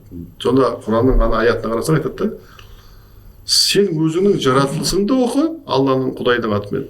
Мына сосын әлемнің жаратылысын оқы дейді. Құранда соның бүкіл координаттары бар. Түсінбегеніңді сонымен қарасаң, сол координаттар кілт ретінде ашып береді. Деп атала әуелі аят түсірген де. Ал біздің мұсылмандар қайда жүр, Алла қайда жүр? Галстук болмайды дейді. Мынау шайтанның екі мүйізі деп қояды. Сосын мен айтамын да, сенің мініп жүрген машинең Шевролеттің маңдайында крест тұр ғой деймін да. Оны үй алмай мінесің. Самолетке үй алмай мінесің. Айфондардың бәрін жаңағыдай сатып аласың. Айфонның өзінде де алма бар, жарты алма бар. Ол христиандардың несі ол? Символы ғой. Жаңағы күнә жасады анау деген мысалы. Оның бәрін аласың. Бірақ ал енді келіп галстук келген уақытта, өзің неңе келмеген уақытта, оның бәрін күпірлік қосайсың деймін да. Ол не болады ол? Білген істеу. Сонда оның барлығы, сондықтан өзбек халқы басшылар айтты. Бүйтіп айтпай қойыңдар деді. Уағыз айтпай қойыңдар, құрсын. Тыныштыңдар.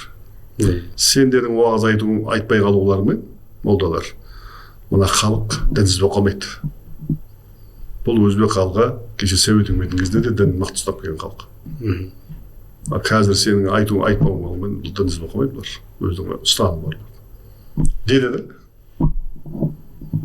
Бағанағыдай белгілі бір топтар, былтыр әсіресе көп шу болды. Енді ол кезде де талай исламтанушы, дінтанушы теолог кісілермен сөйлескенбіз, сол сұраққа да жауап алғанбыз. Енді ол сұрақ өзіңізге де көбірек қойылған шығар, жауыр болған шығар. Мына домбыра харам деген мәселеге келген кезде ше, музыкалық аспапта ойнамаған дыбыстар, ноталар мысалы барлығы адамның ойын бұзады деген сияқты бір пікірлермен кейде халықтың арасында бір сондай ойлар салған болатын. Және де ол кезінде енді адамдар шошынатын, енді домбыра харам десе ойнау не айтып тұр деген сияқты. Ал енді соңғы кезде комментарий басқа да енді қоғамның пікірін қарап отырсақ, айтады да, енді расында бір жай ағаш қол деген сияқты бір қарайтын болғанда. Енді жалпы бұл бір алаңдаушылық тудыратындай мәселе емес жалпы. Бұл домбыраны харам деп жүрген, ол жастардың ара көтерілген, уағызшылардың ара көтерілген мәселесі, бұл әлгі бұлардың тоқырауының шекке әлгі шырқау шегі. Шырқау шегі. Бұлардың айтпақшы болғаны мынау. Жалпы қазақтың мәдениеті харам дейді. Бұлардың айтпақшы тек домбыра емес ол. Қазақ емес, қазақ домбыра деген не бар ма? Сөз бар ма? Қадыр Мырзалиннің жаңағыдай. Сондықтан бұлардың домбыра деген ол жалпы қазақтың көне асабы болғанмен бұл қазақтың бір рухының символы да. Рухының символы да. Қазақылықтың негізгі бір белгісі, мысалы айтқанда гербі, гимні, былайша айтқанда. Мысалы орыстардың балалайка десе бірден орыс қазақ домбырасы сияқты ғой. Енді осыны алып тастасаң, онда қазақта не қалады деген ба? Бұл қазақта домбыраны харам деп жүргендер негізінде қазақтың қазақша сөйлеу де харам деп отырды олар. Демекші де олар да. Бірақ қазақша сөйлеу де харам дейін десе, өздері сол тілде сөйлеп тұрды. Арабша сөйлейін десе, арабшаны үйрене алмайды. Үйренсе де о тілді қайық қолданады деген әңгіме, өз елінде қолданамайды. Сондықтан олар қазақ тілі арам деп айта алмайды. Өйткені өзіне керек болып тұрды, жаңағы Шевролет сияқты. Сондықтан домбыраны харам деп айтатындар. Содан да. Ал енді түркілерді алып қарайық. Жалпы арабтарды алып қарайық мысалы да. Пайғамбарымыз заманында арабтар болды ғой, жаңағы мысалы мемлекет құрды, аппасилер болды. Олардың бүгінде музыка сайрап тұрған жоқ. Музыка сайрап болып солардың өзінде біздер ғана әлгі қыздарын ойнап жеткен жоқ па мемлекеттер сол. Момияттар мемлекеттер. Жалаңаш қып. Қайда біздің қазақта қыздарын өйтіп ойнатпаған ешқандай. Жалаңаштандырмаған жоқ. Көріп пен, қай қазақтың несін көріп? Бірақ ол келген уақытта қызын жалаңаш ойнатқан көріп пен, біреу өйтіп билесе, бүкіл қазақ ана ұрудың бәрін талқындап тастайды. Бүкіл ұруға не болады. Сондықтан бізде ондай нәрсе болмаған. Қайта ол арабтардың өзінде солай ойнап. Бізде енді домбыраны десек, сен қай қазақтан көрдің тарихта? Домбырамен жаңағындай қыз қырқын болып бала жырғын билеп абылаң топылаң болып бір билеп отырған қайда болады? бір жан ойнаққа келіп жын ойнап болып отырған қайда? Қазақ домбыра деген ол тек қана бір ізгілікке, жақсылыққа, адамның рухын қанаттандыратын нәрсе емес. бір арам ой салмайды мысалы. Бір салтанат күйі, кісен ашқан, түрмеден қашқан, оның барлығы біздің азаттықтың несін рәміз емес. Оның бір қайда қойсын. Ал енді әуен дейді. Ол әуен егер ол шынында да сен аздыратын болса, оған салсаң сөз де сондай ғой. Бір сөз бар, жақсы сөз бар. Жақсылыққа шақырады, сені адам қылады сөзбен. Сөз деген сиқыр дейді. Солай ғой, сөзде сиқыр бар дейді пайғамбарымызда. Сөз арқылы сен адамның жанын тәрбиелейсің. Сол сөз арқылы да, сол сөздермен де адамның жанын аздырасың. Дұрыс па? Енді музыкада дәл осы емес, құдай ау. Музыкада дәл осы емес. Ал енді сөзді ендеше ол аздырады деп, онда сөзді де харам деп санады. Көрдің бе? Сонда бұл жерде соны ойлауға олардың өресі жетпей тұрды. Өресіз адамдардың әңгімесі. Енді сол, мысалы енді айтайын деген мынау, дәлел беретін болсақ, одан мысалы пайғамбар саллаллаху алейхи вассалам Стамбулды алған, Константинопольді алған адам қандай мықты қолбасшы деп айтады. Оның халқы да қандай мықты халқы, әскерлері не деген мықты халық деп айтады. Енді сол Фатих Сұлтан алған Мехмет, оның халқы. Сол уақытта сол Стамбулды алып, сол несі бар ғой. Өзінің домбыралары болды ғой. Біздің домбырада сол жақта жоқ, қазір киноларында жоқ. Кімнің Османның бүкіл киносына, Селжүктің бүкіл киносын біз қазақтың домбырасын апарып қойып қойған олар. Қазақтағы жаңағыдай Қошқар мүйізі бүкіл жерде, Айя-Софияда тұр. Қошқар мүйізінің оюлары бар. Сол домбыраны харам деп отырғанда, сол домбырада Қошқар мүйізі де харам дейді. Ширк дейді. Қошқар мүйіздің Қағбаның су ағарында тұрғанын көріп тұрса, пайғамбар михрабында тұр, оған үндемейді. Сондықтан музыка ол арабтардың өздерінде де бар. Еш жоқты алып тастамаған. Ол қазақта да бар, әрқашан бола берген. Музыкасыз меніңше жер бетінде ешқандай ұлт болған емес. Әрқашан да өзің осы. Сол жаңағы Османның бәріне қарасаң музыка, тіпті олардың Османның сопылықтарында да, басқасында да бәрінде де музыка бар. Бірақ шектен шықпа дегенде, әннің де есесі бар, есері бар дегенде. Есері бар. Су ғой, мысалға судың пайдасы бар. Енді судың екінші бір арақ бар. Ол есертеді. Сол сияқты қарасаң екеуі де суда. Енді сол әңгіме ғой. Бірақ бұл жердегі сол әңгіме, сол баяғы әлаулай, сол баяғы қалаулай әңгіме бұл жердегі сол нелердің, алпауыт мемлекеттердің исламды тек осындай нелер шығарып қойып, өркендетпеуді мәселе көп. Яғни ол барып, арабтан барып исламды үйреніп келеді. Бірақ оны арабтар ол Европаның қол астында болды. Ал олар сол жерге сіңіріп тастаған. Ислам дінінің ішінде олар, ислам дінінің сабақтардың ішінде өркендемеуді сіңіріп тастаған. Тек қана сол Мәхди келеді, бізді құтқарады, үйтеді, бүйтеді, анау-мынау, балақ, сақал, анау-мынау сондайлардың төңірегінде қылып, маятник жасап тастаған да христиандар.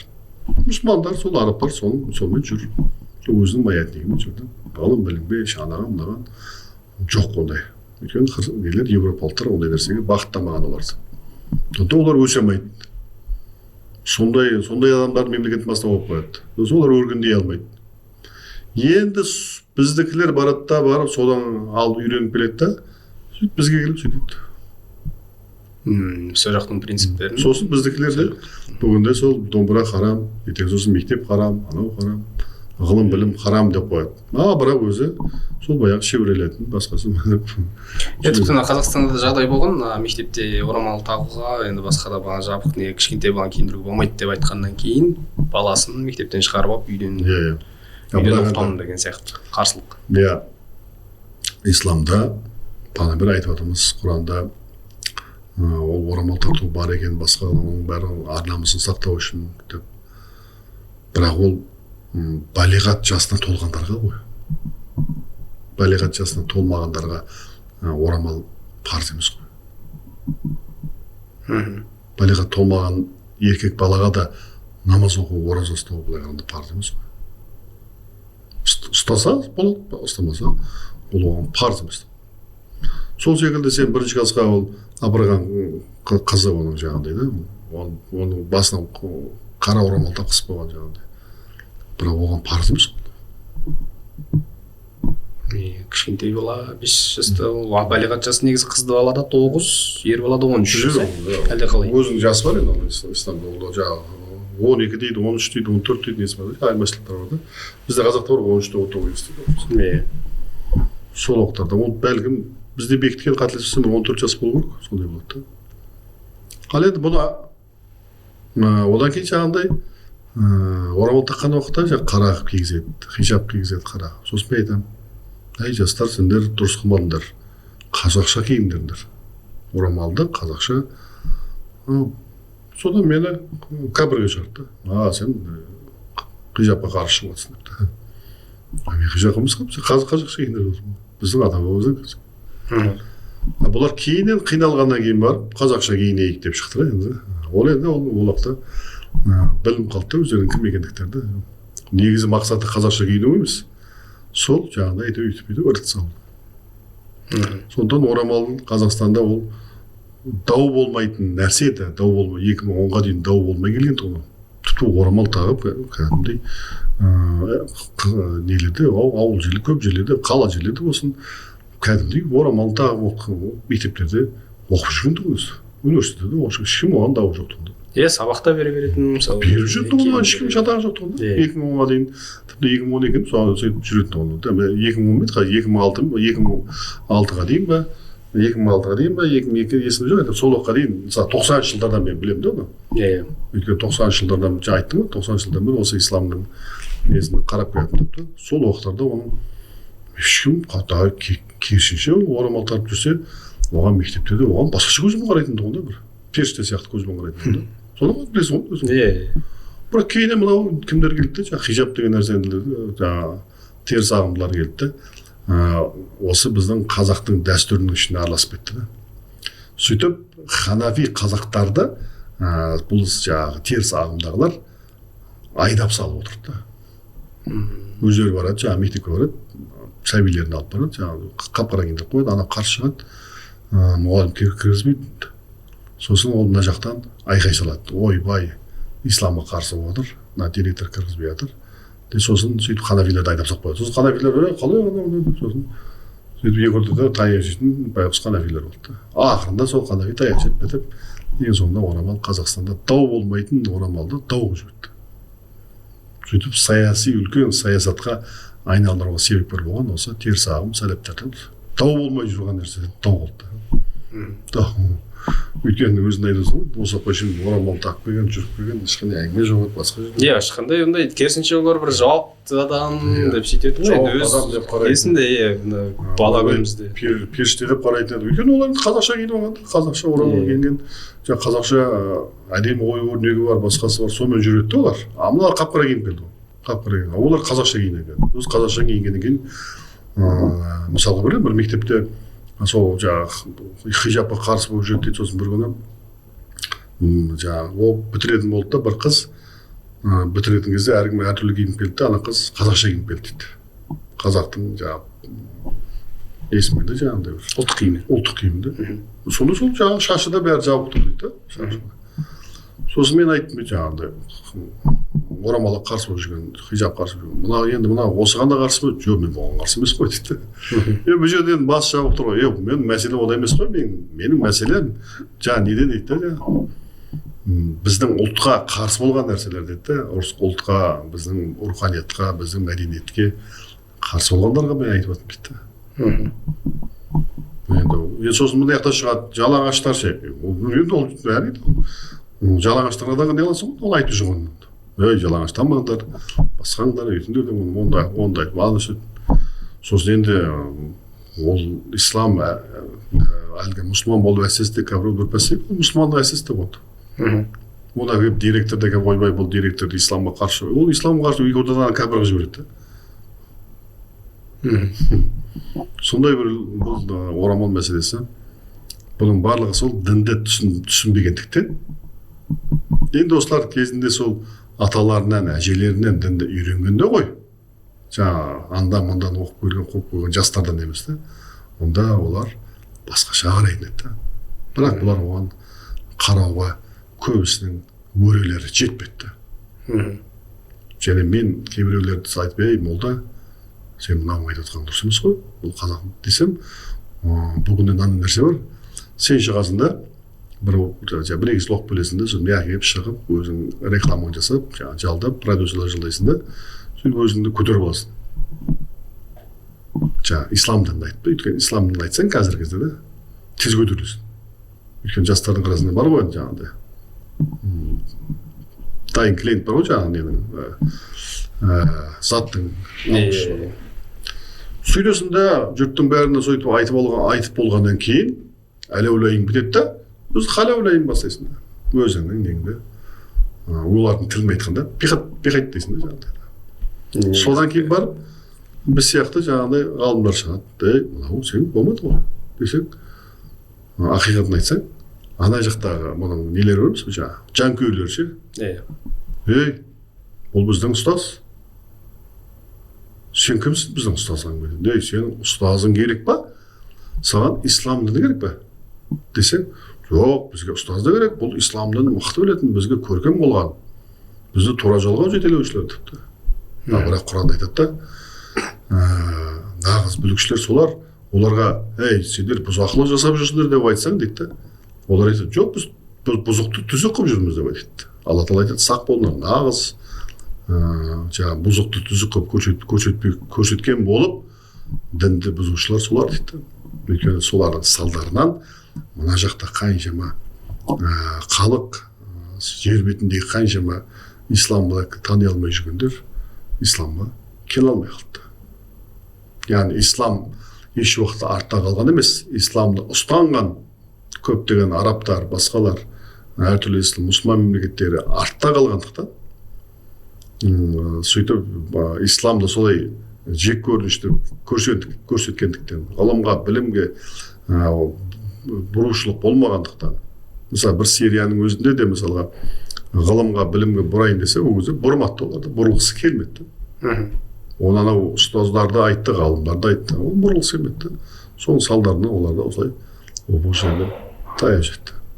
Сондықтан Абайдың да бір сөзі бар ғой, бүгінде білімнің кілті орыста деді. Бұл да әлемнің білімнің кілті орыстаның өзіңнен колония болып отырсаң да содан үйреніп алсайшы дейді. Үйрен десең, үйреніп алсайшы. Мысалы Малайзия болды, өткенде Жапония мен Англияның колониясында болған екен. Кеткен екен, бүкіл завод-мавод бір тасып кеткен де. Олар кеткен екен, завод-маводтарын біздегідей болып сатып жібермеген де. Өздерін алқау егер болған. Игерген де. Малайзия біздің Қазақстаннан 20 жыл алда екенін байқадым да. Бізде деседі, бізде сатып жіберді. Завод соңын, көп заводтар бізде болды. Көп заводтар, бірақ біз оны бәрі бөлшек сатып жіберді. Комбайн тұрды, комбайнмен шырауыма бидай орса, ексе бидай. Жоқ, ол комбайндарды бөлшек қылып сатып, соның ақшасына бидай сатып алыпты. Шырауыма комбайн. Біздің мысал солай болып тұр. Қармақтылақты жүріп, балықтың өзін балықтың өзін алып жүрді. Қармақтың ғой? Жоқ, қалмақты сатып жібердік дейді. Оны бір балыққа сатып жібердік дейді. Шырағым, қармақ, балық, одан 100 балық сайсың, 1000 балық сайсың. Жоқ, бір балық беремін, нормальный балық сатып жібердік дейді. Енді өз балық болып жүрді. Сен қазір енді оқушылар арасында мына әлеуметтік желіде жаңалықтар беттерінде көп талқыланып жүрген тағы бір мәселе бар мына соңғы кезде. Енді атын айтып түсіндірмей қояйық, енді жоғарыдағы биліктегі кісілер бір кісі шығып мәлімдеме жасады ғой енді мына. Ол кезде де әңгіме басқаша еді енді мына. Егістікке мына шегірткелердің қырғидай тиюі, тағы да басқа сұрақтар келген кезде ол кісі енді шегіртке бір жағынан халал, ол кезінде осындай болған деп тарихи бір деректер келтіріп айтты. Одан кейін қоғам ол жердегі бір мәселені емес, сол жерде шегіртке халал ма, харам ба деген сұрақты іліп алып кетті де, қазір қызу талқыда әлі күнге дейін. Енді өткенде де өзіңіз енді әлеуметтік желіде жиі отыратын шығарсыз, көрген де шығарсыз, кейбір кісілерде бір әзілкеш, енді бәрі әзілге айналдырып, шегірткенің шаруашылығын ашып жатырмыз бірдеңе деген сияқты қалжыңға айналдырып алғанда. Енді жалпы нақты сұрақ, енді жалпы халал ма харам ба осы шегіртке дегеніміз біздің дәстүрлі дінде? Саллаллаху алейхи вассалам бір хадисте айтады, мен оны не дейді әлгі харам деп те айтпаймын дейді да, және жеме деп те айтпаймын дейді да. Өздерің біліңдер деген да. Өйткені ол мынау не үшін шегіртке деген бәрібір ода белок бар ғой енді, белок. Мысалы арабтарда, олар арабтар өздері жейді сондықтан. Арабтардың арнайы базарлар болады, шегіртке базарлары болады. Кәдімгі тірі шегіртке болады, андай қораптарда болады. Тауық ұқсайтын қораптар болады. Сол шегірткелер соны алып олар өздері жейді. Кәдімгі азық-түлік сияқты. Иә, олардың ең жаңағы андай отқа қойып қақтап, сөйтіп жаңағы қақтап сөйтіп жейді.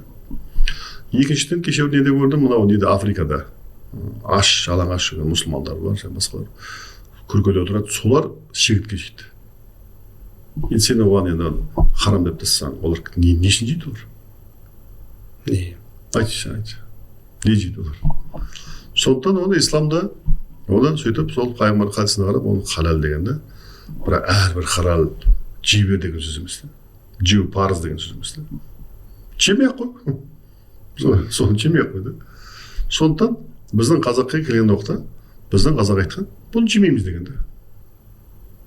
Мысалға, жылқының еті біз жейміз, халал, дұрыс па? Қазақ жейді. Иә.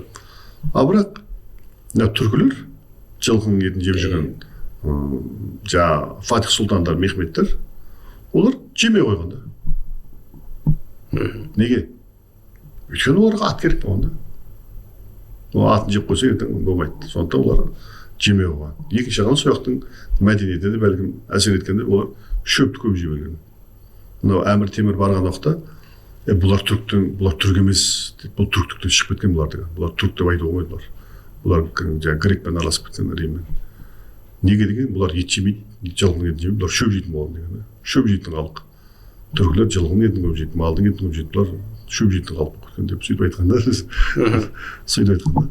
Сондықтан түріктер олар жылқының етін жемейді. Жылқының етін жесе, оларды соттап жібереді. Қазірден кейін заң шыққан жер, біздің елім сондай еді.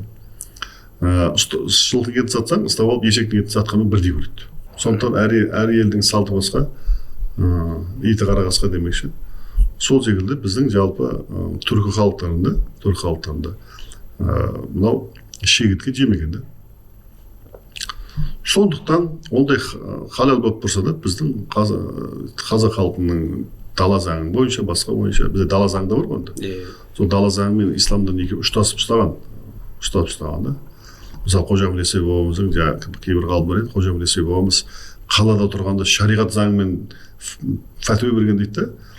Даланың проблемасын шешетін кезде, дауын шешкенде, оның даланың өзінің заңымен шешкен дейді да. Мысалы, Абай бар ғой, мысалы, Хакім Абай отырады ғой, Құнанбай келеді. Сонда көбісі даланың заңымен шешіп отырады ғой. Даланың заңымен. Қодар мәселесінде де даланың заңымен, онысы кейбір исламның заңымен екеуін біріктіріп отырады ғой. Сондықтан бізде даланың заңы бойынша бізде шегіртке желінбейді, біз жемейміз деген. Ал ислам оны өздерің біліңдер деп айтқан да. Егер сендер ашаршылық болып, басқа болып, сондай жағдайларда бір жейтіндер ретінде жеймін десеңдер, сол уақытта былай қарағанда оларды есік ашып қалдырғанда, аштық кезінде жесеңдер болады деген сияқты да. Соңғы тағам болып қалса. Ал енді қазір ол белок, ал енді мынау ашаршылық болған кезде сен оның арам-арамына қарамайсың, шегіртке. Және ол кәдімгідей тағам болады ол. Қарайсың да. Бірақ бұл адал, әрбір адал деген сөз, ол жей бер деген сөз емес та. Ол жеу саған парыз деген сөз емес та. Жесең же, жемесең қой да. Пайғамбар саллаллаху алейхи вассалам, бірақ пайғамбарымыз шегірткелер Алланың әскерлері деп атаған. Алланың әскерлері оларды. Жаңағы Хазіреті Мұса алейхиссалам заманында да мынау кімге перғауынға жібереді ғой, шегірткелер қаптап береді, дым қыламайды, жеңіледі ғой. Сол сияқты ол Алланың әскерлері дейді. Шегіртке қаптап атса, онда ол өзіміз кінә өзімде ғой. Неге? Өйткені ғылым, білім, басқа бізде жоқ қой. Тым жоқ бізде. Бар, Аллаға шүкір, бірақ соны даму, басқа қылу, сосын ол көркем мінез бар, қанша бар. Яғни бізде өзімізде бір қателіктер бар да. Ол жерде біздің экологиялық тепе-теңдікті бәлкім сақтамай отырмыз осы елде де. Сондықтан ол сөйтіп қаптайды да, сөйтіп шығады. бірақ оны бір жей бер, басқа қыл, оны барып құдаларға бер деген сөз емес. Мысалы басқа нелерде бар. Түлкінің Шафиде мысалы түлкінің етін жей береді олар. А бізде түлкінің етін жемейді ол. Иә. Сондай да. Сол сияқты әр елдің салты басқа. Жаңағыдай иті қара қасқа деген әңгіме секілді. Ол яғни ислам, бағана мен айтып отырмын ғой, ислам ол ұлттың өзіне құрмет көрсетеді. Ұлттық құндылықтарға құрмет көрсетеді. Ол сол жерде тоқтайды, иә, мына дұрыс дейді. Ол да бір шариғат сияқты, шариғаттың есебіне кіреді. Сондықтан халал, бірақ бізде қазақта біздің бабалар желінбесін деп айтқан да. Пайғамбар өздерің біліңдер деген, арабтар жеген, біз жейміз деген, түркілер жемейміз деген. Болды. Соның мәселе біткен. Әркімнің өз таңдауы. Әркімнің өз таңдауы. Жақсы, ендігі сұрақ енді бағана білім, діни білім деген мәселені екі-үш рет қозғап кеттік қой. Енді соған қатысты нақты сұрақ қоятын болсам, мына діни білім беру жүйесі біздегі қазіргі жағдай қалай, және әлемдік деңгейде салыстыратын болсақ, қандай бір тәжірибелерді енгізу керек, жалпы кадр дайындау мәселесі қалай болып жатыр бізде қазір? Қайбір конференцияға шақырды нелер Албанияға. Албанияда тарихаттар бар екен сол уақытта. Сол ислам, сосын Ресейдің бір ислам университеті институтына соның бір ректор келді, тағы басқалар келді. Сонда сол аралап жүрген уақытта бір мектепке тап болдық біз. Бір мектеп көрсетті. Сонда сол мектепте һәм медресе екен, һәм мектеп екен. Құранды да жаттатады, шариғат ілімдерін береді, сонымен қатар жаратылыс пәндерін береді дегенде. Кеше біздің 18 ғасырға шейін біздің қазақтың өзінде медреседе 3 пән берген. Біреу жаратылыс пәндері, Олқбектердің, Әл-Хорезмилердің сол пәндерін берген. Екінші пән ол шариғат пәні. Үшінші пән мына руханиятқа, көркемдестікке, сопылық дейді, осы пән берген, 3 пән берген. Сонда да жерде сопылығы жоқ, бірақ 2 пән берген да. Яғни жаратылыс ілімі мен Құран ілімі, шариғат ілімі екеуін бірге оқытады деген да. Сол жерде. Сонда әлемдік чемпиондар сол жерде көрдім. Америка болып чемпион болған, бірақ басын тақиясы бар. Тақиясы бар мәсем, бұл хафыз ғой дейді. Әрі Құранды жатқа біледі, әрі биологиядан ба, химиядан ба, Америкаға барып жарысқа түсіп, олимпиадада бірінші орын алғанда. Сөйтіп жаңағы сол Клинтон ба, сол президенттің қолынан грамота алып тұр, бірақ басын тақиясы бар. Енді мектептің баласы тақия бар ма? Жоқ, ол хафыз болған деген тақиясын шешпейді дейді. Қазақтың біздің баласы сияқты тақия болғанда. Албанияның өзінің тақиясын ол тақия, бірақ біздің Түркістанның тақияларына ұқсайды. Неге ұқсайды десем, ол кезінде сол Түркістан Қожа Несіп бабамыздың шәкірттері сол жақта мұсылман қылған екен да. Түркияны мұсылман қылу арқылы сол жақта мұсылман қылған. Сонда сол тақиялар әлі күнге дейін сақталып қалған екен да. Сол секілді бізде де бар, Аллаға шүкір, медреселер бар бізде де қазір. Бірақ осы мәселе бізде нақты бір неде қарағанда жолға қойылмаған дәлелді. Екеуін біріміз біз әуелімен ұштастыра білмейміз да. Яғни ғалыммен мысалы бір намаздың өзінде мен бір кітаптан бір журналда оқығам.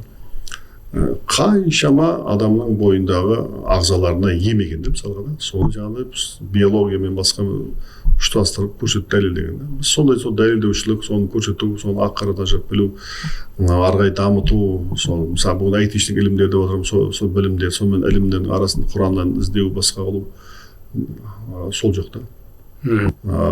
Құранда Асхаб Кахф деген сүре бар. Естіппеңіз. Яғни үңгірдің иелері деген не бар да.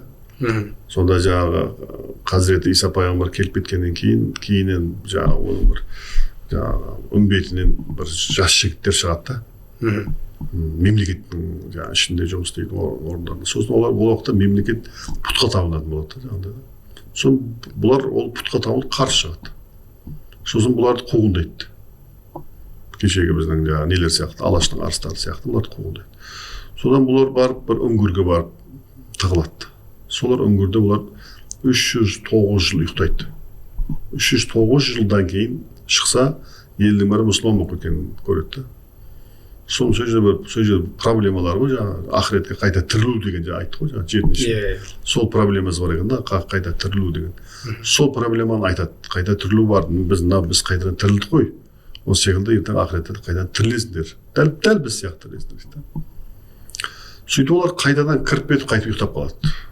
Енді бір хадис айтады да, ақыр заманда Мәхди келіп соны қайтадан тірілтеді дейді. Сөйтіп өзінің көмекшісі қылады. Онда олар не істейді деп қараймын ғой енді сонда. Сонда ол жаңағы Құранда біз үңгірдің иелері дейміз, бірақ үңгірдің иелері деп қана айтамыз, бірақ оның жалғасы бар да. Үңгірдің иелері және санның иелері деп атағанда. Сан бар, бәрі екі деген сан. Цифрлизация жаңағы. Сфыр деген жаңағы, ол да бір не ғой, арабша сөз ғой. Сонда санның иелері деген сөз, кәдімгі бүгінгі тілмен айтқанда сол жаңағы цифр ғой, сол цифрдың алгоритмнің иелері дейді. Яғни олар рухани әлемде білім алды дейді. Білім алды дейді. Мысалы біздің бүгінде алгоритм деп жүрміз ғой, компьютерде бәрі алгоритм. Соның бар кезінде жаңағы Омар атамыз Хорезми сол жасаған ғой. Оны ол рухани әлемнен аян дейді қазақта. Сонымен алған да, сол уақытта сол ілімді алған. Енді бірақ бұл ілім қазір ескірді да, бұның бәрі да, қазір дамыса да, кәрі ұшып жүрсе де бұлардың бәрі ескірді. Соның бізге жаңасы керек та. Сонда сол кісілер, сан деп отырғаны, сол жаңағы кісілер соны біледі дейді, сол ілімді біледі дейді. Олар жастар еді дейді. Енді бұның бәрін қоя қой, тереңін айтпай ақ қой. Бұдан Алла тағала бізге бер жағында, яғни сенің журналистік тілмен айтатын болсақ, не деп тұр дейтін болсақ, бір елдің, мұсылманның, басқаның даму үшін осы мынау цифрлизация деп тұр қой, соған біз көңіл бөлулерін керек деп отыр да. Яғни айтишник ілімдері, білімдері ше, айтишник сан ілімдері бүгінде сол. Соған көңіл бөлулерін керек дейді. Соған техникаларың мықты болу керек дейді. Техника сонда ғана сендер әлемде бейбітшілік орната аласыңдар дейді. Ендеше бүгінгі таңда да біз осыған байланысты біз әрекет жасауымыз керек та. Яғни Құранда да аят бар, бір заман келеді, сол уақытта сендер өз іштеріңдегі, яғни ішіндегі анатомияларыңды және сырттағы мынау жаратылыстағы теңіз болсын, мысалы теңіздің біз 4% ғана зерттей алған, қалған әлі зерттей алмай жүреді мысалы. Сосын жаратылыс бар, астрономия бар, басқа планеталар бар. Солардың ақиқаттарын Құраннан қайтадан табасыңдар деп айтады да. Міне, болашақта деп айтқан. Ендеше біздің бүгінгі ілімнің талабы, мұсылманның ілімінің талабы осы төңіректе болу керек. Бұл Құдайдың берген бізге сообщениесі, пәрмені. Бірақ біз бүгінгі жастар, өкінішке қарай көптеген жастар Құранда вайна тасабун қайдалы ақпаратсына дейді, басқа жаққа қазақтың жастары лағып бара жатыр да. Бір тоқтау болу керек та. Сіз осындай бір ойларыңызды бағда басқа енді көптеген пікірлерге, сосын халықтың арасында дінге қатысты, дін саласындағы сұрақтарға осы Инстаграм парақшаңыз арқылы да жауап беріп, кейде осындай бағытта отырады екенсіз, байқадым. Жалпы ол енді бір жеңілдеу сұрақ болсын, жалпы осы бағытқа қашаннан бастап осы назар аудара бастадыңыз, жалпы әлеуметтік желіде де осындай парақшаңыз? Мен өзім 2001 жылы докторантурадан оқып келдім неден, Анкарадан. Бізде енді Анкарада ол уақытта 96-та бардым Анкараға, Астамбулда болдым, басқа болдым, ол жақта бізден қара тезірек дамыды ғой. Мысалы компьютер болсын, басқа болсын, мен сол жақта үйрендім да, мысалы да. Сол жылдары. Сол тіпті камера сатып алып, сол 96 жылдар камера сатып алып, жаңағы $800. Ол $800-ға Алматыдан бір үй аласың да. Сол камераға мен жаңағыдай әртүрлі уағыздар, жаңағыдай қазақтың дәстүрлері, сондай әндерін, соларын сөйтіп жазып жүретінмін да. Сөйтіп Қазақстанға кассета жіберетінмін да. Сондықтан мен қарап тұрсаң блогерлігімді, блогер деп отырмын, сол уақытта бастағанымды айтайын да. Мен сосын ағама үйреткем да, ағамның қазір сақ деген кино студиясы бар да. Оған қалай түсіру керектігін үйреткем да жаңағыдай. Студиясы бар, ол жаңағы Домалағаны, Әл-Фараби сияқты, Төле би сияқты кинолар түсіріп, жаңағы Қошқар мен Теке сияқты мультфильмдер түсірген да. Соған мен былай қарасам не болған да жаңағыдай сол уақытта мұрындық болған. содан кейін бошақ келген кезде 2001 келген кезде мен жаңағыдай неден түспейтін тұғым, газеттен журналдардан түспеймін, жаңа мақала жазсам. Одан кейін хабар арнасы, телеарна, мынау Алматыда ол уақытта 31-ші канал бүкіл Берік Уәлидің жүргізіп жатқан сол кезде енді келіп жүрген журналист болып жүрген сол уақытта. Сол біз өзімізге көмектескенбіз. Сол журналистер оны көтерген бір 2 журналист бар жаңағыдай.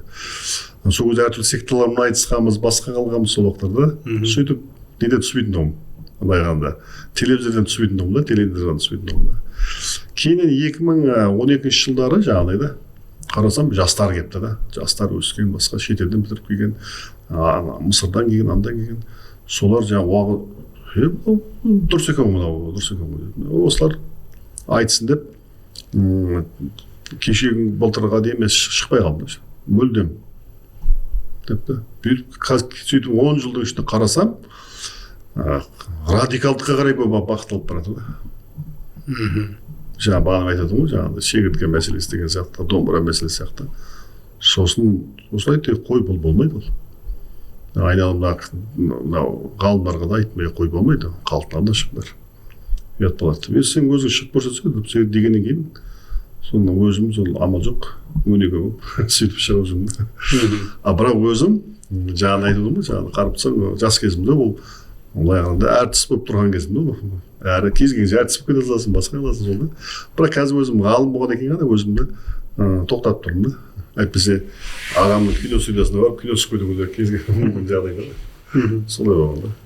Енді әлеуметтік желіңізде енді оқырман да аз емес, жақсы талқылаулар да бар, мысалы. Енді ол бар, ол сондай болса да алда сол 3,5 миллиондай не көргенде жаңа просмотр болған. Иә, сондай болған да.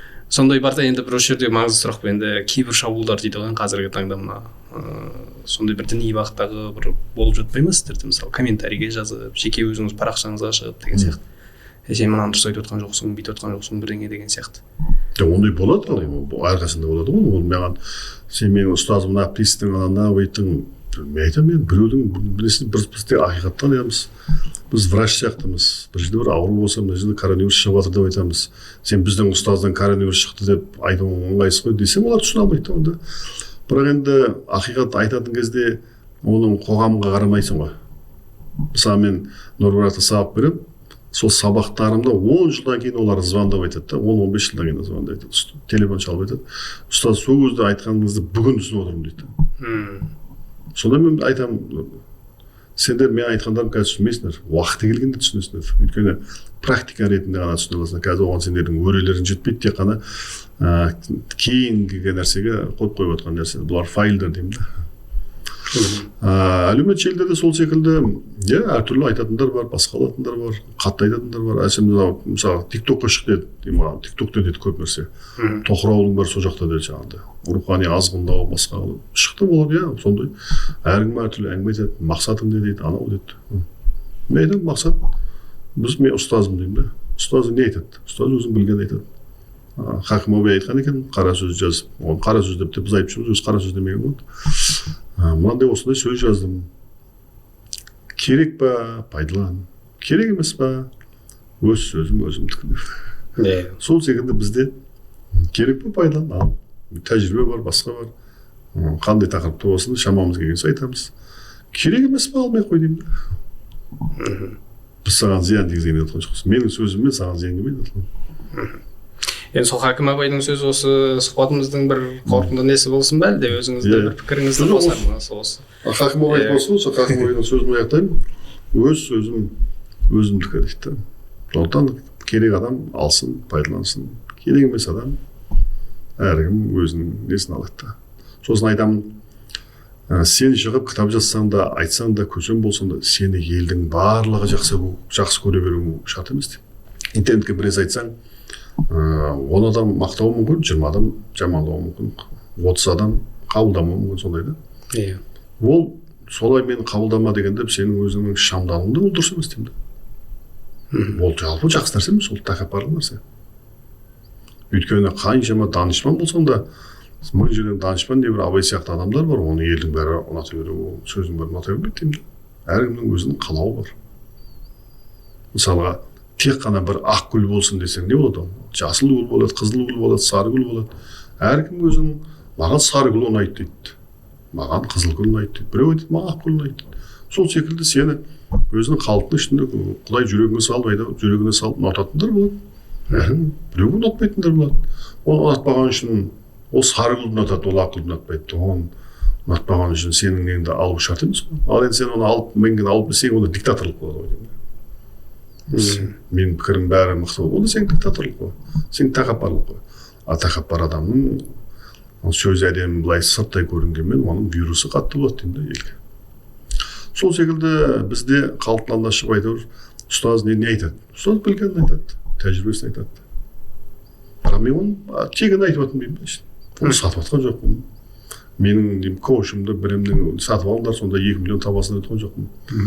Иә, Аллаға шүкір. Бұлайша да кәсіптен де өзім басқаны кенде емес қой, бірақ Аллаға шүкір. Бірақ енді айтамын дейді, пайдалан деймін.